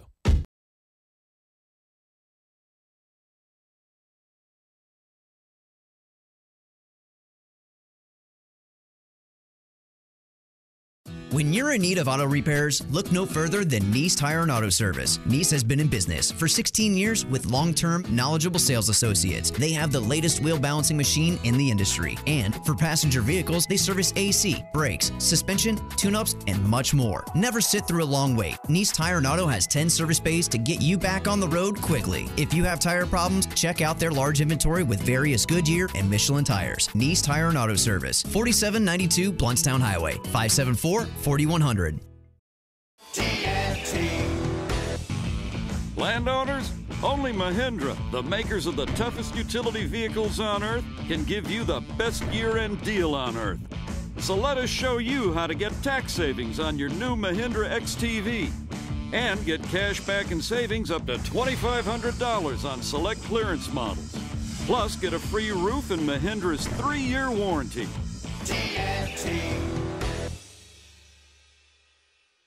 I'm talking tough, like a state of mind. Tough, like a soldier on the front line. Tough when it gets rough, like my Ford truck. Always enough, I'm talking tough. Franklin Spring Creek Ford, the place to find your next truck in southern Georgia. I'm talking tough. Hey y'all, we're Chris and Preston from Low Cash. Head to Franklin Spring Creek Ford and see them about all of your vehicle needs. Sorry, boys, I did not have time to pack. We got this. It's right here, guys. We got this. I thought I could handle it. We got this. Moving doesn't have to be a hassle. Call us first at 2 Men and a Truck.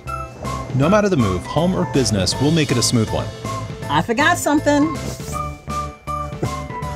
We got this.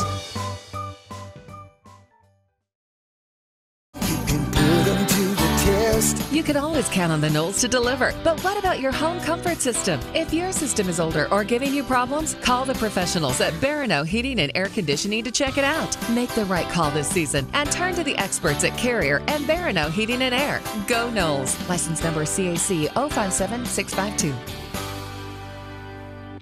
Don't just listen to The Jeff Cameron Show. Watch it live. The Jeff Cameron Show Streamcast. Live weekdays 3 to 6 p.m. Head to ESPNTallahassee.com today to watch live or catch up on demand. The Jeff Cameron Show Streamcast. Brought to you by Nice Tire and Auto, your trusted Goodyear dealer. 574-4100. And presented by TNT Supercenter in Thomasville, Georgia. And Franklin Spring Creek Ford.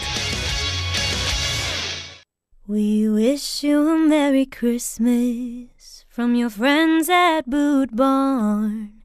And we wish you some Wrangler jeans under your tree.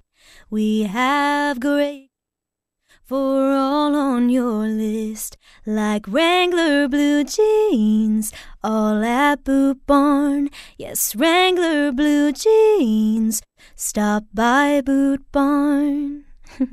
Ace is the place with the helpful hardware, folks. At Ace, the best brands make the best gifts. So take everything you love about Christmas and wrap it in red. Right now, you can save $50 with new lower prices on all Weber Spirit grills. Plus, enjoy free assembly and delivery on any grill $3.99 and up. Just like Santa, our elves build it and a guy in red delivers it. Get the perfect gifts at the perfect price. Now at your neighborhood Ace. Free local assembly and delivery must be scheduled with participating Ace store. For Ace Rewards members only through 12/24. Store stock only. See store for details. This Day in Sports, brought to you by Superlube. Superlube, 19 Tallahassee area locations. Quick, convenient, no appointment necessary. This day in sports history. December 6th, 1992. San Francisco 49ers wide receiver Jerry Rice caught his 101st touchdown reception, breaking the record for the most career touchdowns, previously held by Steve Largent. The record-breaking touchdown came in Rice's 8th season in the league. He would finish his career with 208.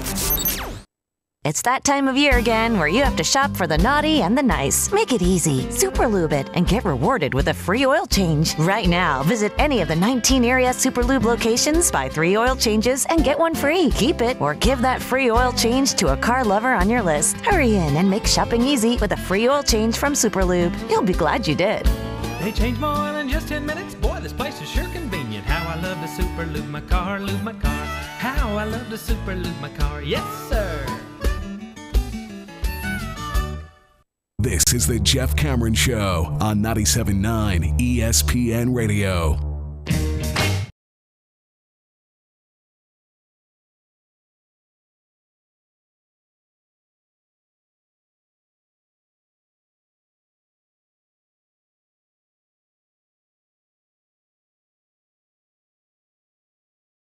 Up, Jeff Cameron Show, 97.9 ESPN Radio. Hey, hey, ho, ho. Exciting times. What a good day. What a great day.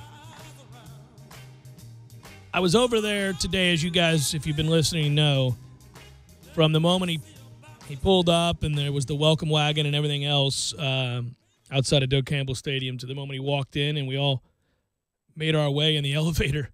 I was standing next to President Thrasher, in fact, as that took place. And, there was a palpable joy and enthusiasm, as one would expect when you're making a hire and you're starting anew. But I think that a real testament to Willie Taggart in his start here at Florida State, and again, as he pointed out in the press conference, as you heard today, haven't even played a game yet. He joked that right now is a honeymoon period. Haven't lost a game yet, more importantly, and that's all true. But his quiet confidence, his measured tone, his accessibility, his willingness to share with all that were there in an authentic way, his feelings about that job, about this job, about being the head coach at Florida State is something that I think for those of you that didn't get a chance to watch this or hear this today or be a part of it earlier, you're going to come to really, really enjoy and find absolutely refreshing. It resonated throughout the building. It was childlike, his enthusiasm for the job, and I mean that as a compliment because so often you feel like, gosh, I have such an appreciation for the school or for what it would be to be a head coach at a major institution, et cetera, and you're not so sure the coach, jaded by years of climbing the mountain and tireless work ethic and hours upon hours upon hours, really gets a chance to take a step back and get a sense of that and understand what that means and how special that is. But you got that today. There was no mistaking the joy in his heart, the way that he felt, the acknowledgement, the representation of the moment not being lost to him, and not lost to him how much the people over there care about that institution. He spoke to that, and he did so, as I said, in very measured tones. He took his time. And I think what you see from him is a guy that gets it. Now, he's got to win games. He's hitting the road. He's leaving today to recruit. I mean, he's leaving tonight. I was told by an FSU official he is gone tonight. He is leaving. He will be gone for the foreseeable future. He's recruiting his ass off. He is putting together a staff. He is doing what you would suspect somebody who gets hired on December the 6th with a December 20th early signing period looming does, which is get to work. Not something foreign to him, not something that he's not excited to do. A lot of football coaches work hard. I think it's refreshing to find one that does so while certainly expressing a gratitude and enthusiasm for the position. And I think that's the thing that today really resonated. There was an authenticity there, talking about growing up as a Florida State fan, wanting to, as he played quarterback in Bradenton, to be a quarterback at Florida State, idolizing those that he saw on the screen as he watched Florida State games on Saturday, but just not being big enough, not being quite good enough, as he said, and having to go somewhere else, which he did and where he excelled. You know what else you saw today, Tom, and I thought it really shone through, and it will be interesting as time goes by. I thought this today as I was driving to the press conference, to get to know the man. He clearly has great admiration, love, and respect for the Harbaugh family. Going to the old man, Jack Harbaugh, really more than anywhere else, is his guy, and he feels almost like that's a father figure. Oh, yeah, that's when we were talking yesterday, I said, you should really check out the Taggart little NBC documentary that they had done. Once again, I encourage you to get to know your head coach and look at that piece. It's about 23, 24 minutes. But the people that are interviewed, other than Willie, the most are the Harbaughs, Jack and Jim, because, Jim helped out his dad at Western Kentucky when they were about to shutter the program and said, well, what if I come on as an unpaid assistant? This is an NFL quarterback who said, you know what, Dad needs a hand here, so let me go hit the recruiting trail. And as Jack tells the story, guess whose name was atop the list of people that we were going to contact? Willie Taggart, because we thought that's the kind of quarterback we could use. And then they talked to him, and they couldn't believe the type of leader that he was and how easy it was for him. And that's the thing that today really struck me. You're always going to have flowery language for the place you're going, whether or not it means something to you. But his appreciation for Oregon today was truly special. It was something that made me like him even more. He couldn't talk enough about how thankful he was for the folks at Oregon, and that he admitted that this was not great timing for them. And then he let him down, yes. No, but to me, when he's talking about his day-to-day operation, he's matter of fact, man. He believes in what he's doing. It's not about it's rhetoric and we'll find it another. No, you could tell that he has put thought into every aspect of what he does, and he's not a CEO in that way. I think there's a lot of frustration here during Jimbo's years about he's an offensive play caller, and he needs to be more like Bowden and be a CEO. And I just wondered how people would, when Willie comes in here, how they would react to the fact that Willie's not necessarily a CEO either. He's on the ground. He's interacting with the kids. I don't want a CEO. And he's calling plays, and right. He has a philosophy that he sticks to. I liked hearing that part of him come out in the press conference, because that's the guy that we're going to be working with day to day. There are pleasantries galore today. This is a honeymoon day. But when I heard what he sounds like as a day-to-day coach, I liked what I heard. Well, and by the way, yes, he's got offensive principles that he adheres to, but they're malleable. He's willing to adapt what he runs to the personnel that he has. He also expressed that quite clearly. Precisely. Moreover, we've seen it. Yes. He did that at USF. And that arguably is the most important thing to come out of today's press conference, is he's willing to put his name to that. Well, and going on the recruiting trail, you can recruit a kid that's a pro-style quarterback, and you can recruit a kid that is capable of running spread and utilizing his legs, and you could see a place for both within your system, because you have a system that will allow for that. But bottom line is he wants to run fast, run the offense fast, and he likes explosive plays. So there you go. You won't be bored. I think that's going to be the case here starting next year. You're not going to be bored. It'll be fun again. It'll be fun again. All right, what's on tap? Let's do this thing, my friend. Ready for a cold one? Proof Brewing Company in Railroad Square Art Park presents What's on Tap. So, Jeff, what'll it be? Well, I would love to be at the Florida State basketball game tonight at the TLC coming up in just over an hour. It is only webcast if you can't go on ESPN3 against Loyola, Maryland. Yeah, they have one win so far this season. They're 1-6. 1-6. Second meeting ever between the two programs, as I said. The Greyhounds previously played against Florida State way back in 1997 at a game I'm sure I was at, the TLC in the opening round of the preseason NIT. I really don't remember that at all in what was the first FSU's first home game under Steve Robinson, which that does bring back memories. Anyhow, if you go back to that day, Randall Jackson had 25 points. Terrell Baker, my man, Ron Hale, each added 15 points. Knowles cruised in that game. They ought to cruise tonight. I wonder if they won't be a little lethargic, euphoric on the heels of that win against Florida. May take them a while to get started. I've not seen Loyola play. I don't know. But that's what's on tap for most people at the TLC. For me, it's doing the golf show, which is pretty cool because I'm going to do the golf show tonight. If you listen on the PGA Tour channel on SiriusXM, Trey and I doing that show. We're going to have Army's coach on, which I'm excited about, and Navy's golf coach on, which I'm excited about. So that should be fun. So Army's coach is going to put you on a plane and get you sideline passes this year? So right? So you want to hear the kicker? That was brought up.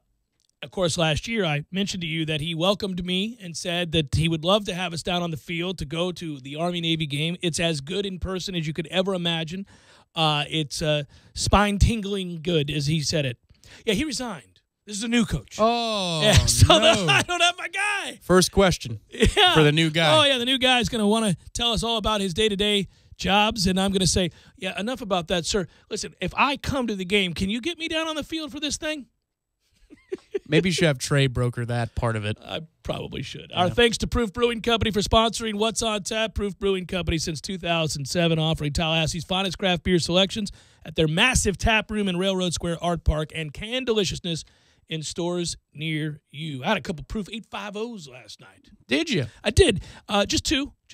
Kept it cool while I was watching the hockey, watching the Lightning spank that ass. And I enjoyed it. But I was only going to have one. When it was 2-2, I thought I'll have one because it was a little frustrating what was going on in that second period. We were lethargic and really every loose puck, if you will, was certainly being got to. Vasilevsky looked like a flopping fish. It was weird. It was just like strange all of a sudden. And then it was as if that was the cue to wake up. And they did, and boy, did they retort. And it was at that point that I thought, I'll have a second 850. That was, as I like to say, when Peyton Manning was a badass, he was with Denver, and he put it all together for that 1 year. 1 year, yes. It was like Jesse Ventura with a minigun and Predators. It's just, what are you going to do with that? Yeah, get you some of that right there. There's another goal. The jungle will fall to this minigun. How about that? Here comes another goal. Oh, we just scored again. Tired of scoring, are you? Man, that was fun. We're not. We're never tired of scoring. Time and again, I kept laughing. I was like, whoa. Some guy went to go to the bathroom, roots for the Islanders, came back. It was 6-2. He was, what the hell? What happened? I step outside for a minute? Man, what was it like this time last Wednesday? We were excited about Front Row Knowles coming up, but it just felt like, ugh. Such a well-played segue, Tom Wang. It's like you're a professional broadcaster. Front Row Knowles, that's up next. Stay with us right here on 97.9 ESPN Radio. Good work out of you, Tom. Good work out of you, Matthew. Be well, everybody. We'll talk to you tomorrow on Redemption Thursday.